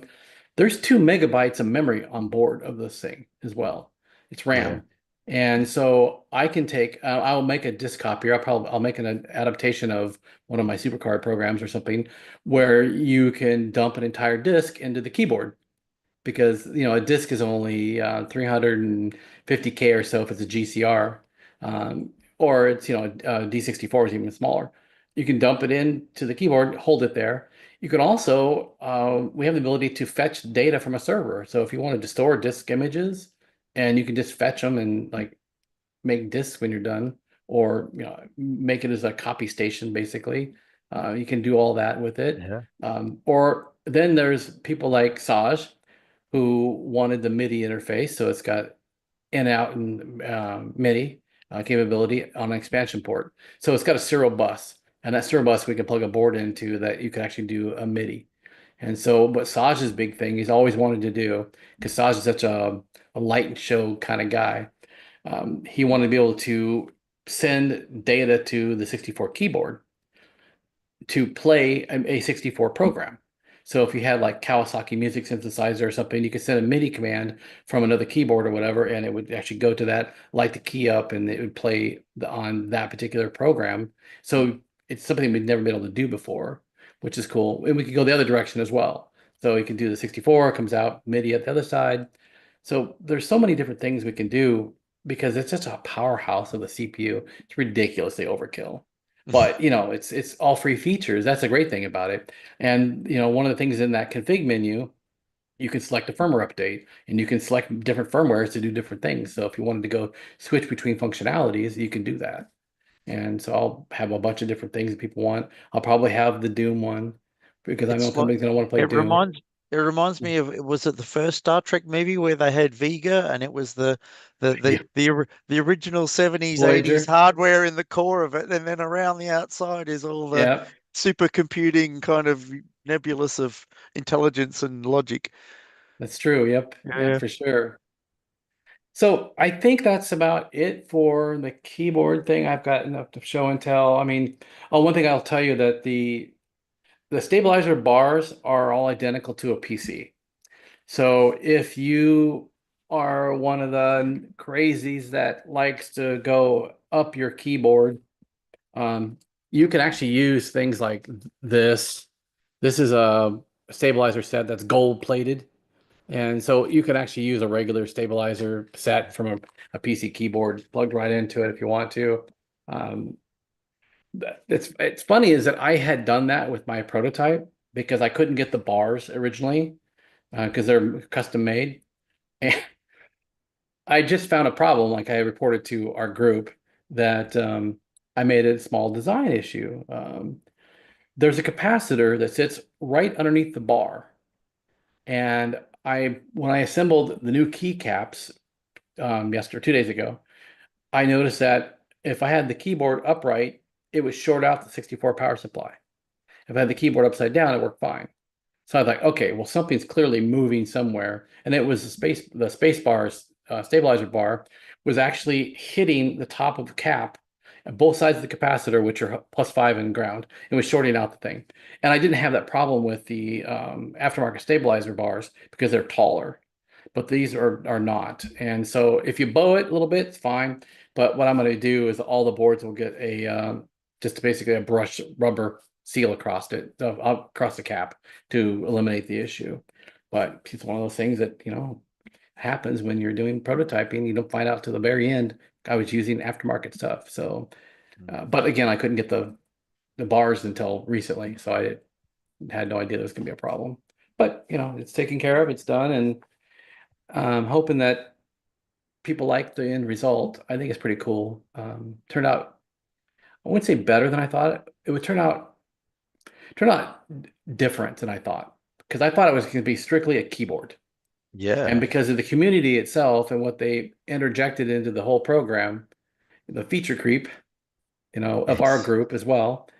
Yeah, it turned out quite a bit different than I had envisioned. So kudos to everybody. I mean, it's our project, so I'm happy about that. So, Yeah. Yeah. No, okay, well, I think we're going to get Travis in here. Let me get Travis. All right. Yeah, on that note, I might have to kind of skedaddle on out of here, get things kind of rolling here. Alrighty. So, but it's been great. It's been fun and looking Yeah, forward thanks, to the Rodolfo. shows. So, thank you so much. Hi, man. yep. Have a good There. evening. See you, See everyone. ya. Okay, Travis, are you there, sir? I am. Hello. Outstanding. Okay, Hi, Travis. so um, so to let's first of all it's 5 o'clock. So well, it's 4 o'clock actually, PST time. Let's introduce Travis Sensorium. And you're going to do a presentation on the TeensyROM, which is cool. People have never seen this before. You'll definitely want to check this out. That's great. So why don't you just introduce yourself and we'll go from there. Okay, I'm Travis, also known as Sensorium. Yeah, I've been working on the TeensyROM about 2 years now. Started as a prototype and brought it through to where it's at now. But software is never done, right? So there's always new features, and like you were just talking about, the community always comes back with great ideas to incorporate. So it's one of those never-ending projects. And like, as far as my history, like a lot of you, I grew up in my teens with a PET and VIC-20 and then C64, and got out of it, wasn't as deep into it for many years as I went through my career path, and which was in high tech, but just finally got back to the C64 a few years ago. So I've been doing lots of little gadgets around it, and bringing Cool. some of that career gained knowledge into the back to the C64, I guess. Yeah. Oh, look who's popped in too. Hey, Hello. Yuri, welcome. hey, Okay, so what Yuri. we're gonna do, I think, Travis, we're just gonna play a video of yours real quick that introduce the TeensyROM and such. Yeah. And then, so what we're gonna have to do when I share this, we're all gonna have to kill our videos. That way it's full screen for the presentation. I might jump out at this point too, so I'll Okay. just say goodbye and look forward to the rest of Thanks, the show. Lee. I Thanks for appreciate it. having me, guys. Billy. See you again. Okay, so I will go and we'll actually queue this up. Okay, so I hide my video. We should be able to do this. Okay. Um, Yeah, we're good. We're full screen. okay. I just want to make sure that the stereo is turned on and stuff, so we'll give this a go.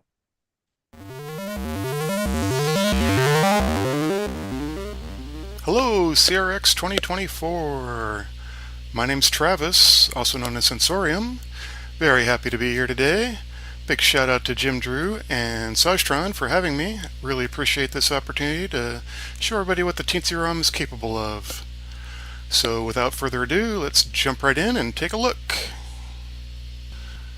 Thought we'd start things off today by showing you what the TeensyROM looks like and some of its connections to the outside world. We'll start down here at the bottom. You probably recognize this connector. It goes into the expansion port of your C64 or 128. Moving up to the left here, USB device port to connect from a modern computer to transfer MIDI or ACID information. Upper left here is a RJ45 connector for your web surfing or BBS browsing needs. And then something fairly unique here is a USB host port where you can connect MIDI controller, NFC reader, which we'll get into more later, USB thumb drive, or you can connect them all at once via USB hub. Got one button on the TeensyROM, and that's to return to the main menu at any time by hitting that. And then an SD card port where you can load it up with games, SID files, pictures, anything you like. Next we're going to talk about what kind of files you can load and where you can load them from. There's three basic sources of files you can load from with the TeensyROM. First is microSD, which is pretty common for these types of devices. Next is a USB thumb drive. Everybody's got a few of those laying around. And last but not least is the Teensy Flash itself. The firmware has compiled in more than 70 programs and other files for your use, so you don't actually have to have any other cards to get started using the TeensyROM. I'm going to stroll over here to demo some of the loading techniques. First is ROM emulation, which of course doesn't actually load any data into the RAM of the C64 itself. It emulates a ROM or a cartridge outside as if you plugged it into the back yourself. This was made even faster than a regular cartridge with the use of some special sauce from StatMat of OneLoad64 fame. I should mention that OneLoad64 is the perfect companion to the TeensyROM. It was designed for these types of carts and has over 2,000 games included with it, so I always highly recommend that. So let's try a couple out here. Don't know if you caught that. Basically hit return and it started running, so I'll show you one more time. Just that fast, and then I hit the button to go back to the main menu. Let's try another one here. It's Jupiter Lander.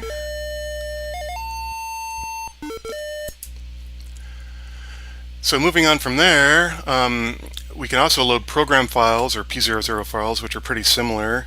And those, of course, do load directly into RAM, so there is a transfer taking place for those. So I like to show Super Mario Brothers because it's 48K in size, which is 3/4 of the total amount of RAM in the 64.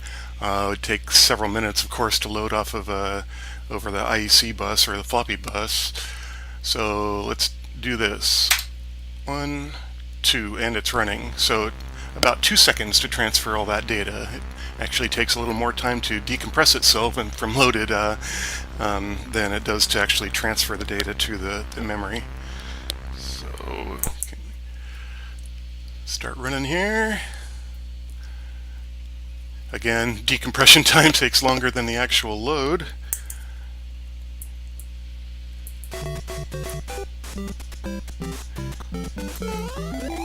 Get the idea?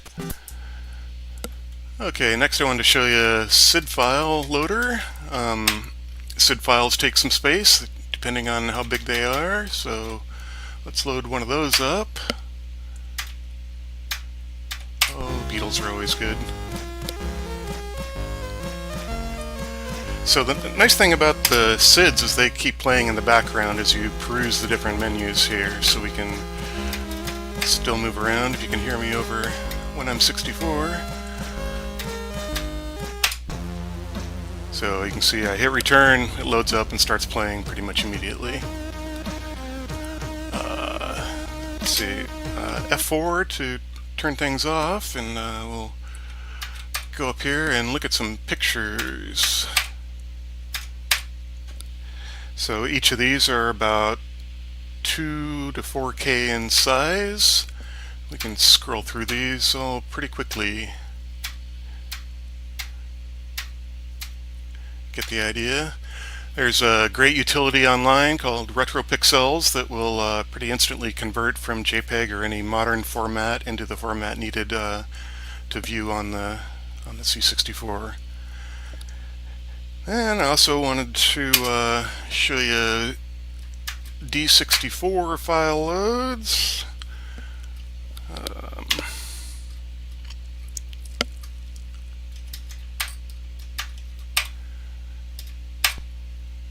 Same thing, single load from inside of a D64, but to a drawing program. Back to the main menu.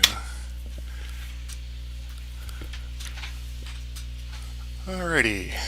Now I'd like to show you the NFC launch system for the TeensyROM. It combines the physicality of plugging a cartridge into the back of your 64, only it's even faster than that. You don't have to power off your C64 in between cartridges.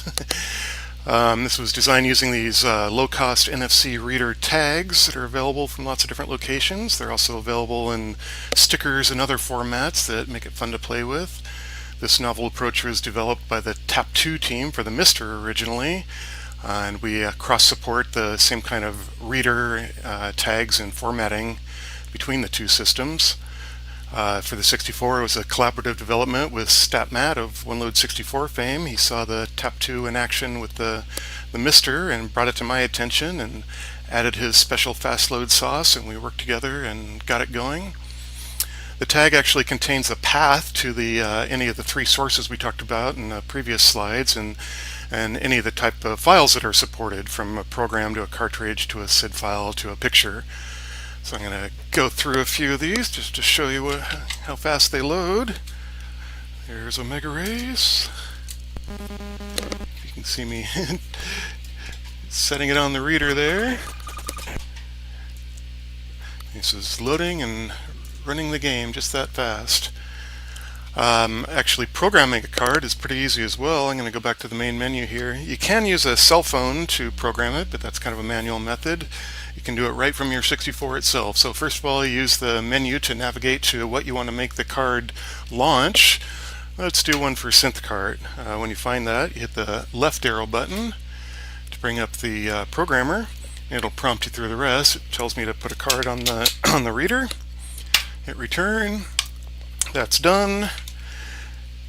And now we have a card. So take that card, launch it, and there's synth card. Okay, this is exciting. Just a couple weeks ago, Will Pereira, also known as Hex, released his first full version of the TeensyROM UI. It's been in development and testing for, I think, over a year now. So a lot of work has gone into it, and it shows. It's an amazing little thing. So with that, you can remote control your TeensyROM and C64.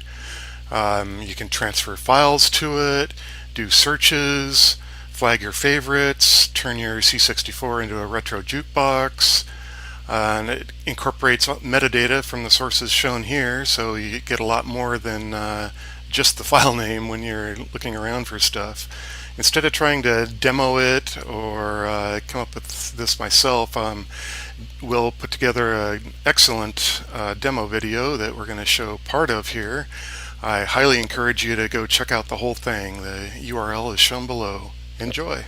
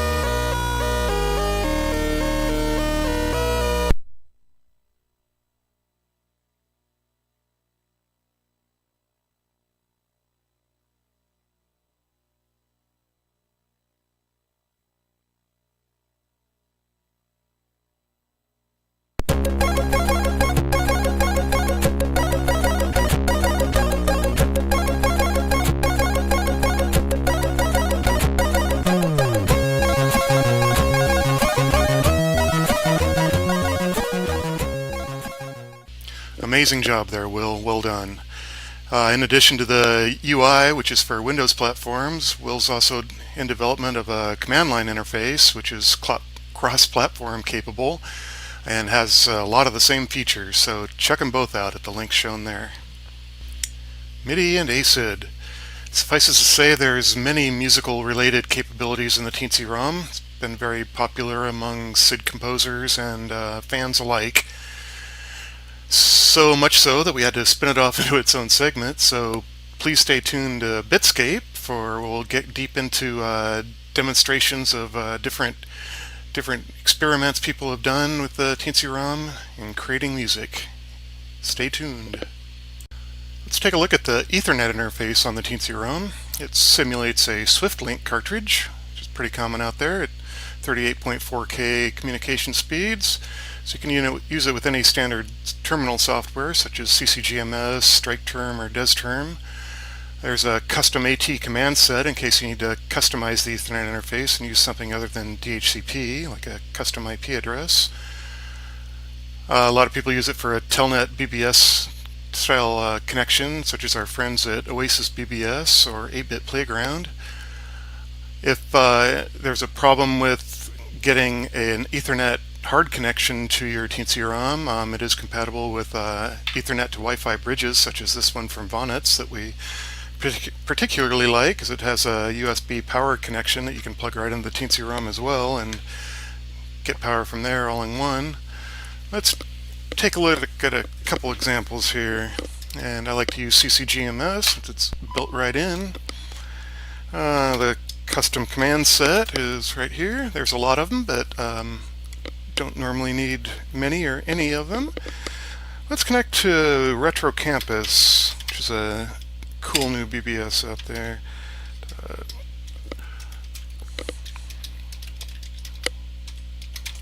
Port 6510 comes right up. Let's look at the news here real quick. How about BBC and UK? So browse through the news, get the general idea there. We'll exit out of here.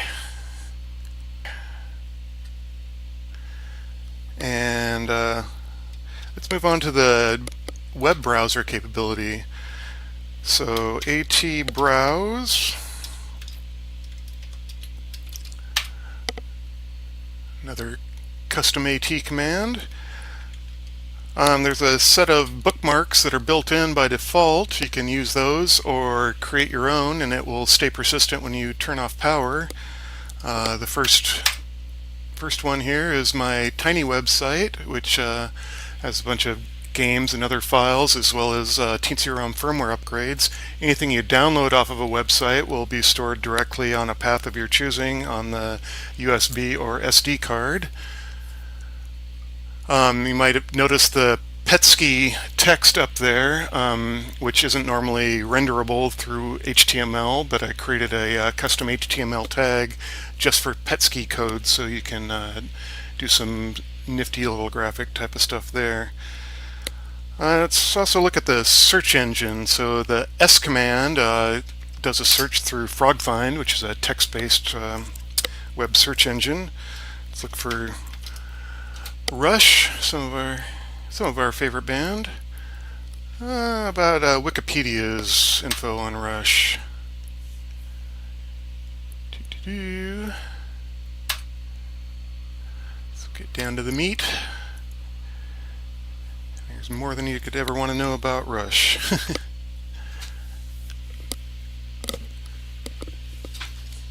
Alrighty. Well, we'll start to wrap things up here. There's a few more available commands I wanted to mention. Recently added some more custom basic commands to augment the existing basic language.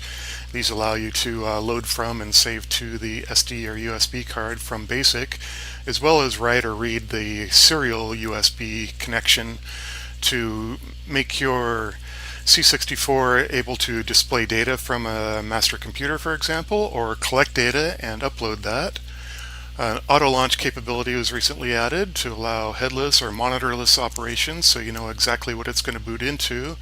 as well as useful for test and diag suites. There's several programs that come with it, such as the dead test, etc., that you can set up your TeensyROM to just be a standalone dead test card that you can plug into a system under test and know that the diags will immediately run.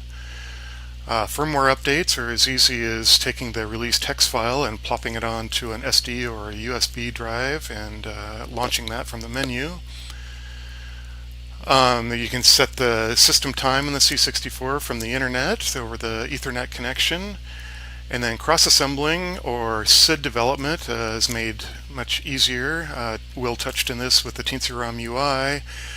You can actually load and launch software on a real C64 faster than you can through Vice, believe it or not.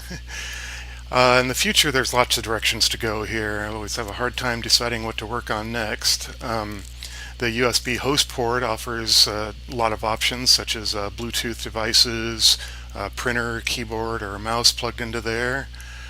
Additional file types, there's lots I'd like to support in the future. Text file or direct JPEG viewer. The SID player could use some improvement around length tracking or sequential play. ACID is lots of room there to do things like visualizations of data, the music that's playing. Someone posted recently a request to do Apple or RTP MIDI as well as the standard ACID MIDI interface. Lots of other Ethernet potential, such as RNet and C64 NIC Plus. Retro Achievements has contacted me about a method to capture high score data without allowing for cheats. The basic command set is just getting started. There's lots of potential growth there as well. So lots of directions to go here. It's certainly not the end of development for the TeensyROM. If you're interested in more information on the TeensyROM or would prefer to purchase one already built and tested, there's some links on the left here. These people are the ones that made this all possible. I'm just a conduit to help bring it to the masses, but without them, this project wouldn't have happened. So thank you all so much. I can't express my gratitude enough. Thanks again to Jim Drew and Sajtron for having me today. Be sure to stay tuned for Bitscape, where we'll get deep into the music-related features of the TeensyROM. Thanks, and we'll see you soon.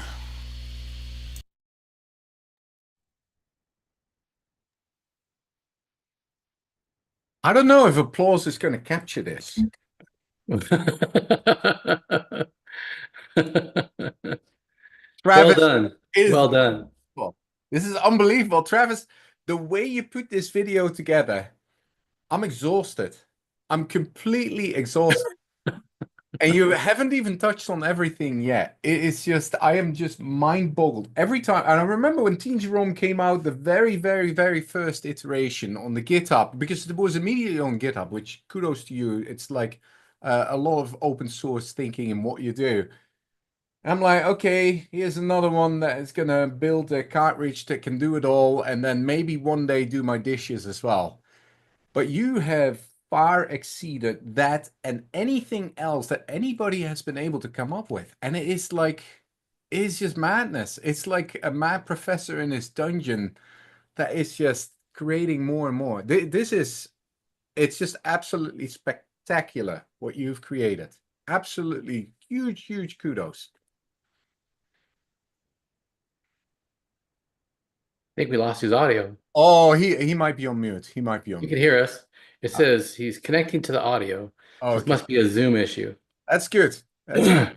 That's good because that allows us to put more on the list. Yeah, Right, right. Feature creep coming up. No, yeah, your audio's gone, Travis. It's gone. We may need to. We may have a manual mute. We may need to ask Travis to see if we can dial back in. And Yeah, he's try stepping out and coming back in, Travis. It's actually, I'm happy that he's going to skip out for a second. I can take a quick drink. There we go. Yeah, he's out. You're in. Yeah, I'm still in.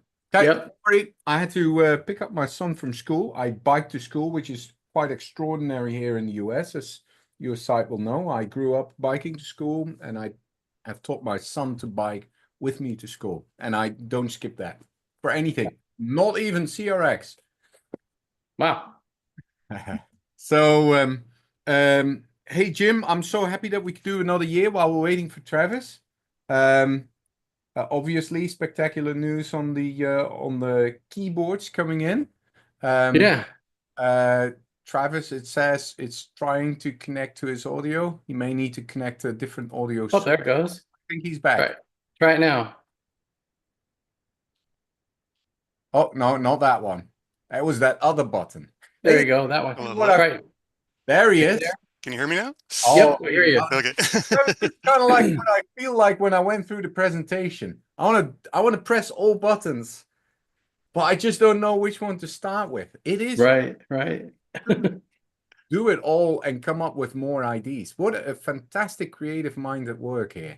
Oh, thank you very much. Yeah, it's been a project of passion, that's for sure. It's Nice. always something new to Aren't work we on. all? It's why I say I always have a problem deciding what to work on next because there's so many great ideas from mostly from the community, like I said. And, had no idea where this was gonna go when I started it. I just wanted to be able to emulate a ROM basically, and then said, hey, I can do lots of other things with this. I just love how you do that. Now, from a technical point of view, you've settled on the Teensy. So how did that come about? Why was it a Teensy instead of any of the other 5 million other choices? Yeah, good question.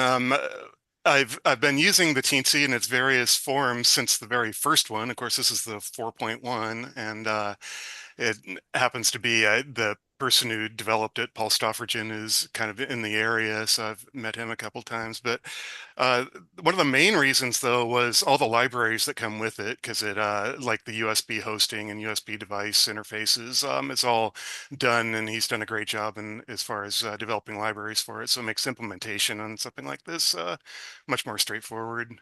That makes a lot of sense. Now, from a technical point of view, are you getting to the point of being tapped out on the let's say horsepower available or IOs available on the Teensy? IOs, yes. I do have some ideas for some future rev whenever I get back to hardware.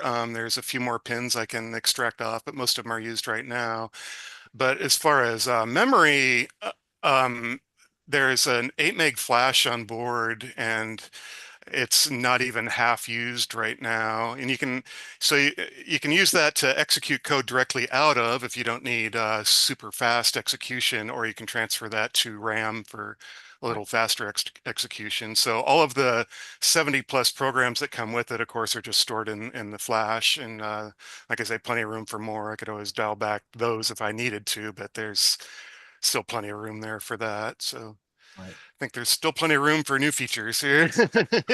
Now, obviously, in this community, what I like about specifically the Commodore 64 community is there's room for every project, and many projects have some sort of overlap. No one really cares because we want them all anyway. So there's often, every now and then, there will be someone that says, well, why don't you just get an Ultimate 2 cartridge by Gideon, who's going to be a speaker later this weekend as well.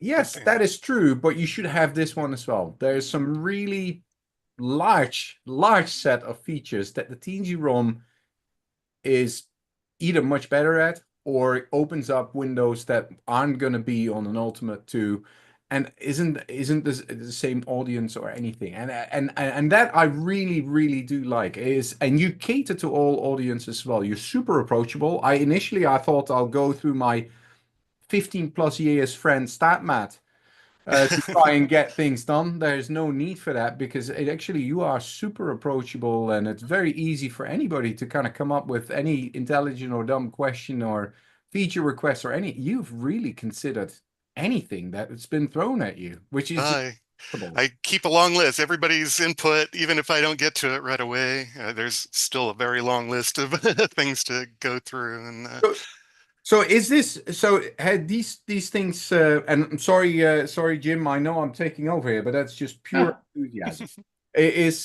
is this something that you dreamt of at what moment in time? I dreamt of owning an SX64. When I was a young kid, I thought one day in my life, I'll make it that big. I'll have an SX64.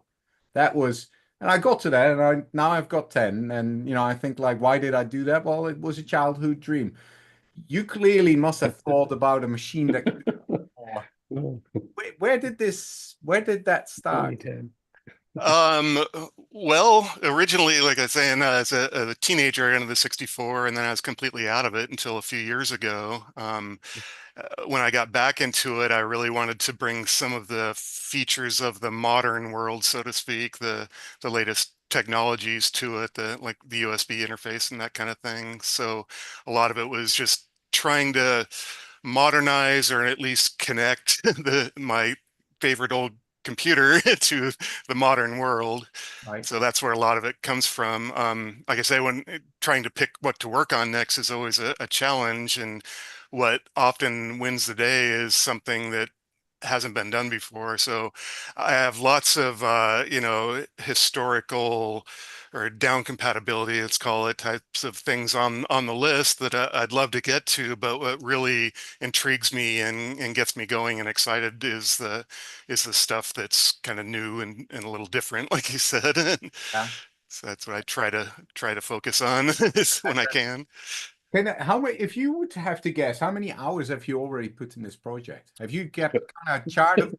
Well, good question. Luckily, I'm retired, so had a lot of free time, and it's been definitely my major project for over the last almost 2 years. I think I did the prototype PCB design was posted in, I think it was February of 23, so last year, and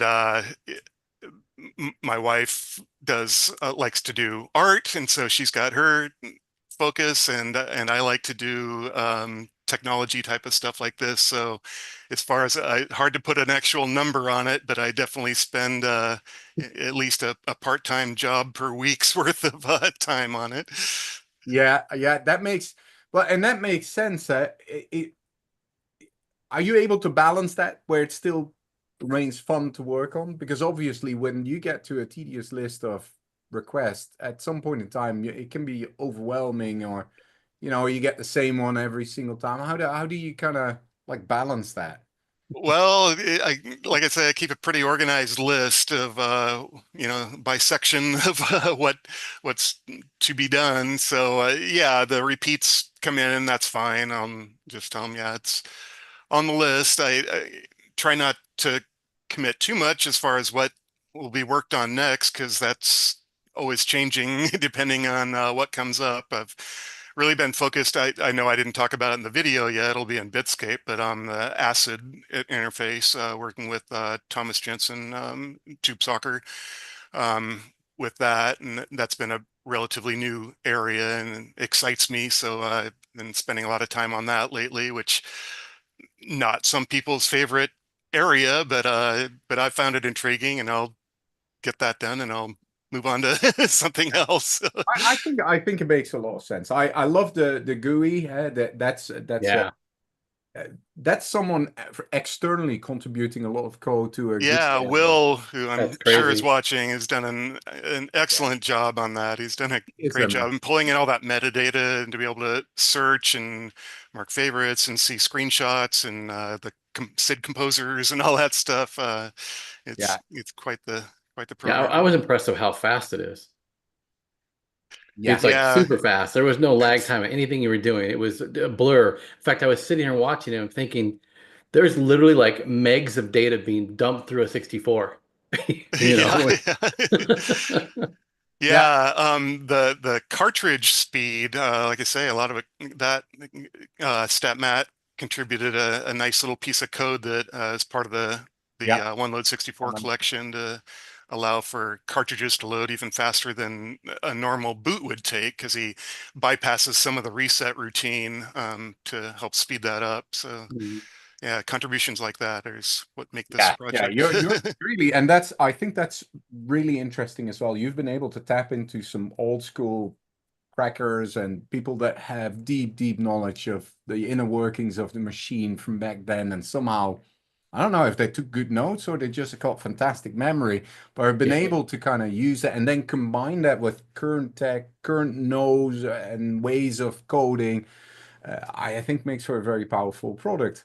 Um, I, I I just like that you're trying to compress all of that in a presentation. I think the biggest, and I got to do this again. See that how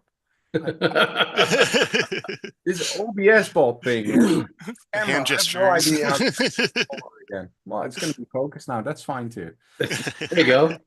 Right on you. Exactly. Um,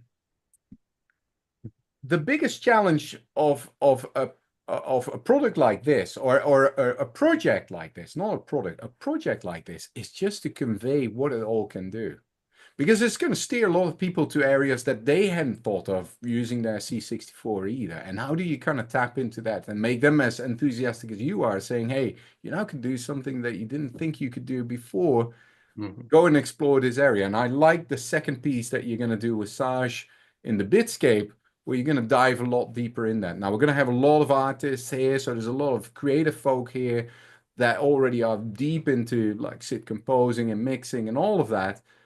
I think a lot of them are still not aware of the existence of a TeensyROM and how TeensyROM is going to help them tap in yet more areas of their creativity. I really do appreciate that. Now, have you got a musical background yourself?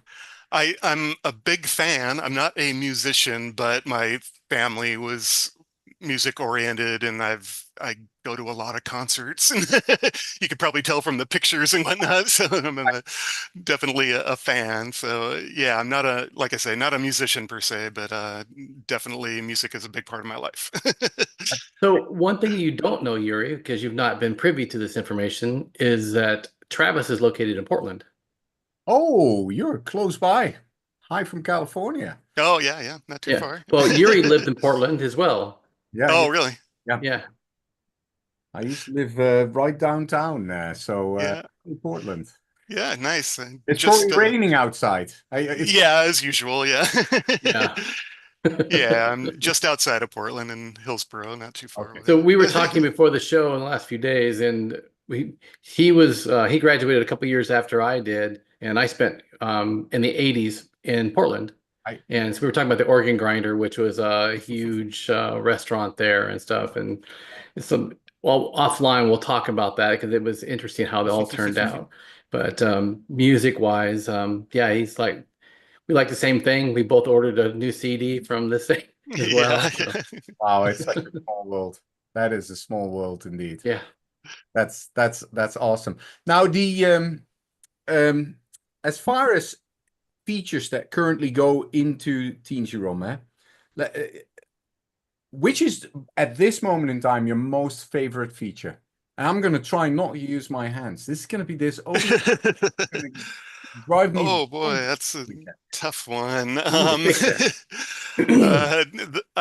like the ACID interface because it's unique. Like I say, there's another application out there, Station 64, which does ACID on a real 64, which is a great application using a standard MIDI interface, some of the traditionally available MIDI interfaces.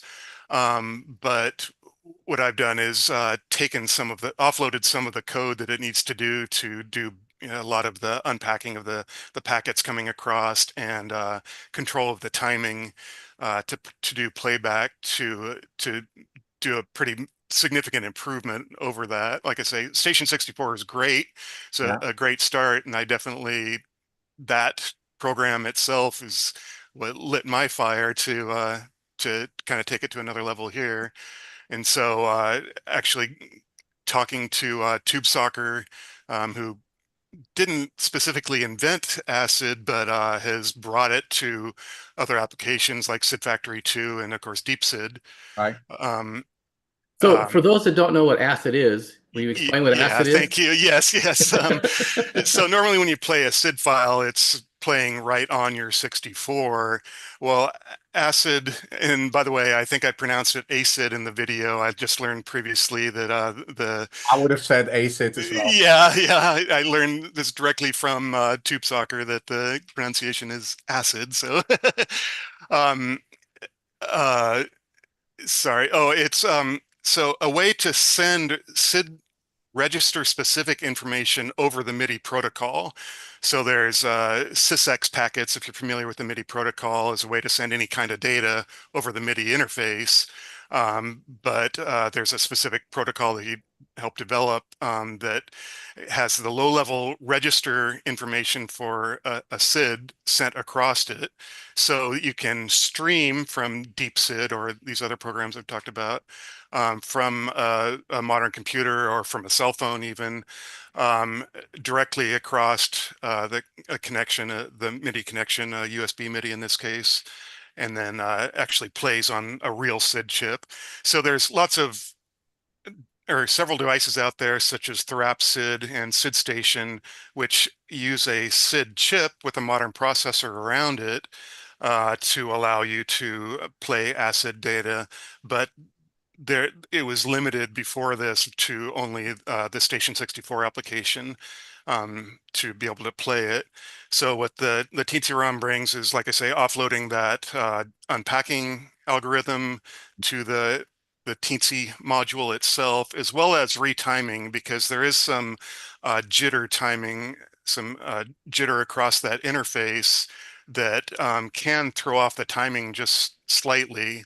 It's difficult to hear sometimes. Sometimes it's just fine, but another thing that TeensyROM does is it brings it into a buffer and then plays it back at the exact rate to the SID chip, so that you don't have to have one of these standalone devices. You can use the C64, which is or 128, which is a lot more available to most people, and a TeensyROM, which brings some other features as well.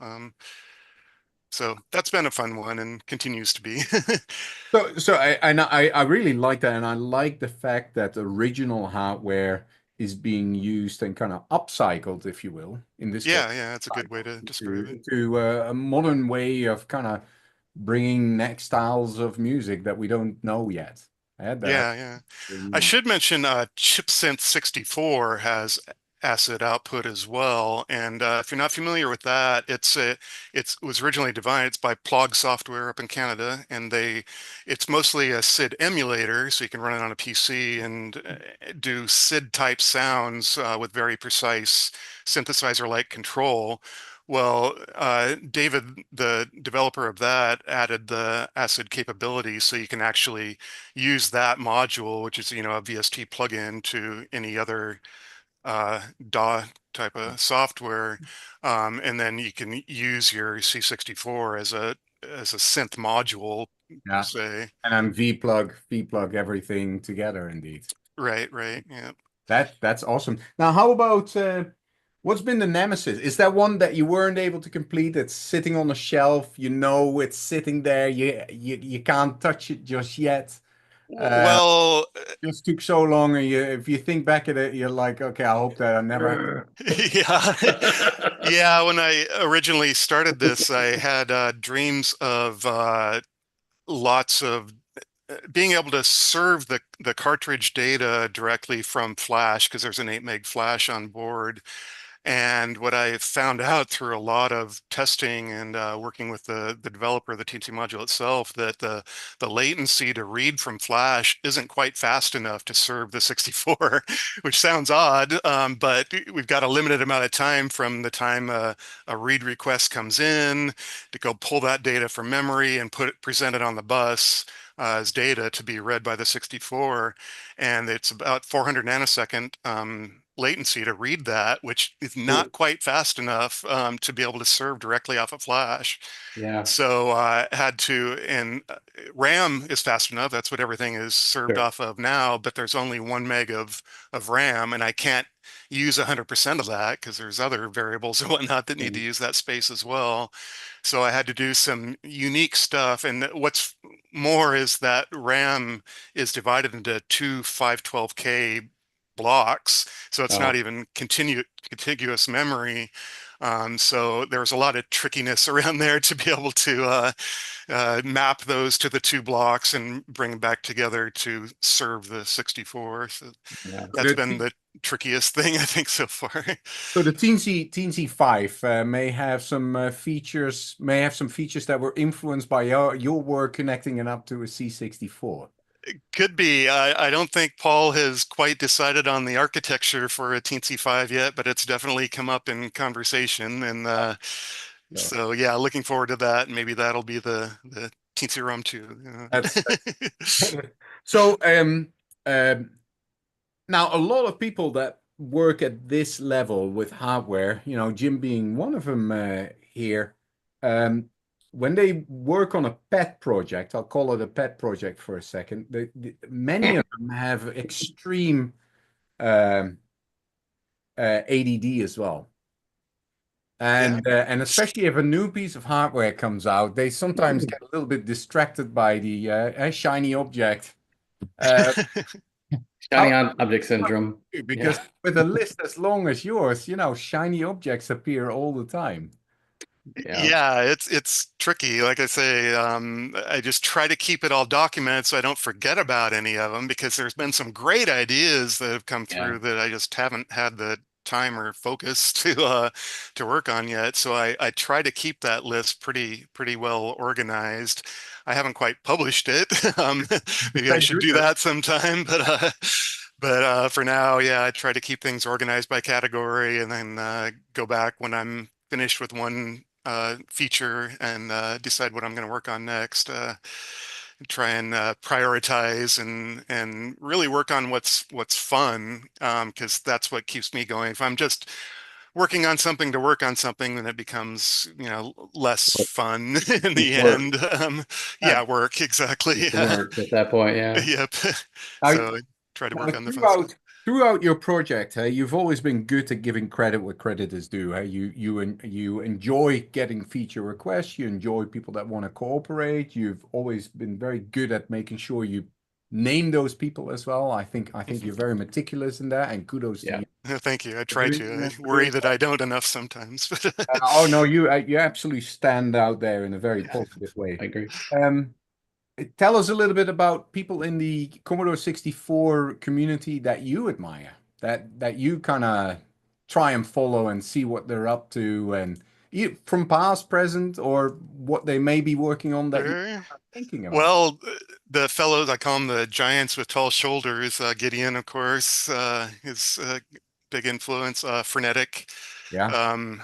His stuff, he used the Teensy as well on the original, the Sid Kick, sorry. Sid Kick, yeah, Sid Kick. Yeah. And I've chatted with him a couple times, and really like the work that he does. So I guess those are a couple of the champions, so to speak, that I look up to and try to draw wisdom from.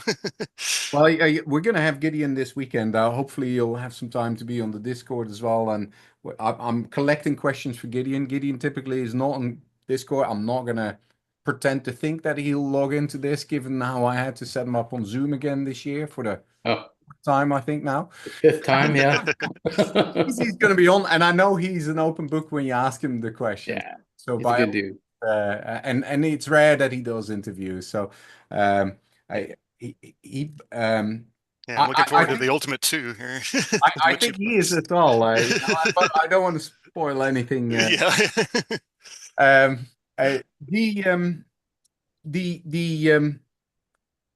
The next project. Do you feel that your project line that you've got here, with the feature requests that you've got here, and then the capability still available within the hardware that you've got, you feel that for, let's say, the next year or so, you can still fill that? Or are you seeking the next idea, or are you seeking the next project almost? I do think there's plenty to work on, plenty of new features to add. At some point, I would like to peel off and look at some next generation stuff. There's some features like true DMA capability.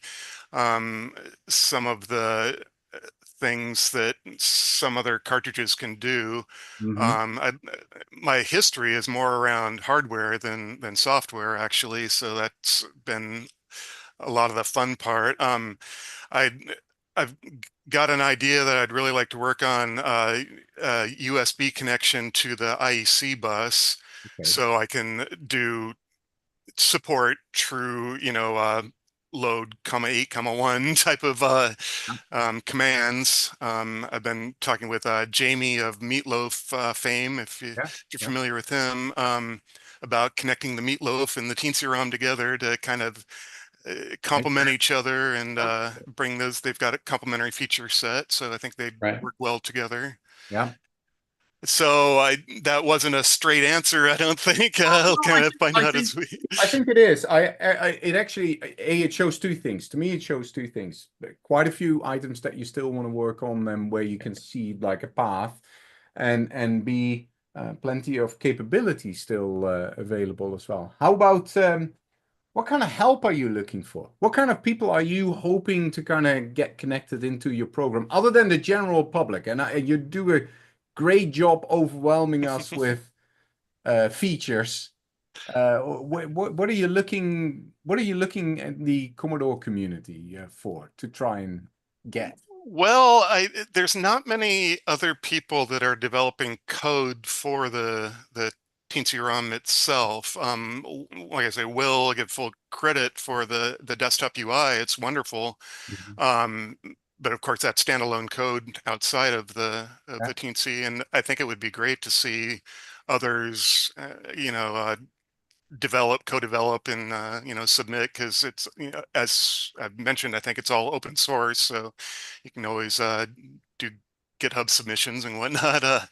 So if there were others interested in software, or maybe I'm not moving fast enough in some area or something, I'm open to that kind of Yeah, we got a development couple of input. people. Evie, obviously, Solomon with that creates the backbit cartridge. He uses Yeah. Oh yeah. Eevee. Teensy. Mhm. Ted uses them for super high speed. It's like super CPU emulation type of setup. I can see if I can hook the two of you up as well. Yeah, I think you have plenty of hardware resources left. Yeah. You just need more feature creep. Yeah. And for Yeah. feature creep, you can always lean on me. I'm excellent I at. can attest to that, man. But Well, creep away, yeah. yeah. All for But the ideas. I think you got quite a few people helping you on that one already. Now, Travis, I know you're up at 5 as well to kind of get into the Bitscape side of the house, obviously with the TeensyROM. Jim, I think that's what, 4 or 5 minutes or so from now. Yeah, we got a few minutes left. Yeah. Before.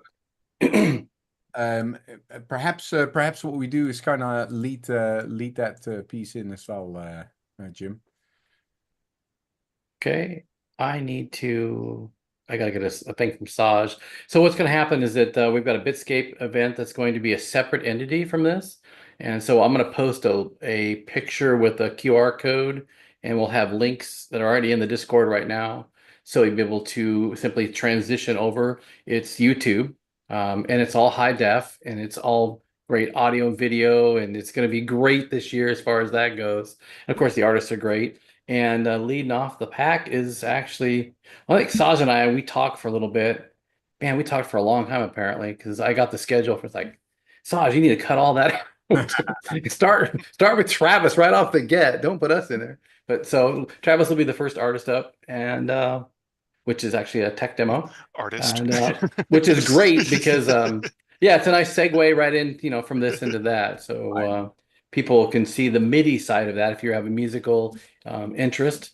I had a 64 with a MIDI, but I got rid of it, and I had an Amiga with my MIDI stuff, and I still have a Roland D20 and a CZ101 and a DX7, and I think I had a drum machine at one point as well. And so I was going to be my own rock band until I discovered I had to keep working on programming. So, well, Yeah, I Hate think it when life gets in the way like this. yeah, for those people yeah. trying to connect directly with Travis on the Discord has its own channel under presenters. Travis Sensorium. Hopefully, Travis, you'll have some time to be present on Discord as well. Reach out, and otherwise on the GitHub, there's a fantastic way of documenting your wishes as well. It's like Santa, like Santa with the endless list. Travis, I thank you. Thank you for making a fantastic product that is in so many different niches. The hardest thing, I'm going to repeat myself, the hardest thing is just to explain what it all can do, because it touches so many areas that people are not even aware of existing in the real world, let alone that the poor C64 can be, turbo propped into being a useful tool as part of this. So Well, much fun. thank you very much. I really appreciate that feedback. You showed a lot of data down its throat. Oh, yeah, right, totally. So, well, thank you again, Travis. I really appreciate you taking the time to share that with us. And I hope when you do hang out at Discord a little bit, maybe answer some questions that get popped into there. And we will conclude for today, and we will pop up the Bitscape info, and we will see you tomorrow, 10 a.m. We're going to start with Slay Radio, and then Yuri and I and the crew will be jumping on at 10:30 Pacific time. So I bid you adieu. That's great. Thanks. Thank you very much. Enjoy Bitscape, guys. Thank you, Travis. Thank you. Head to Bitscape.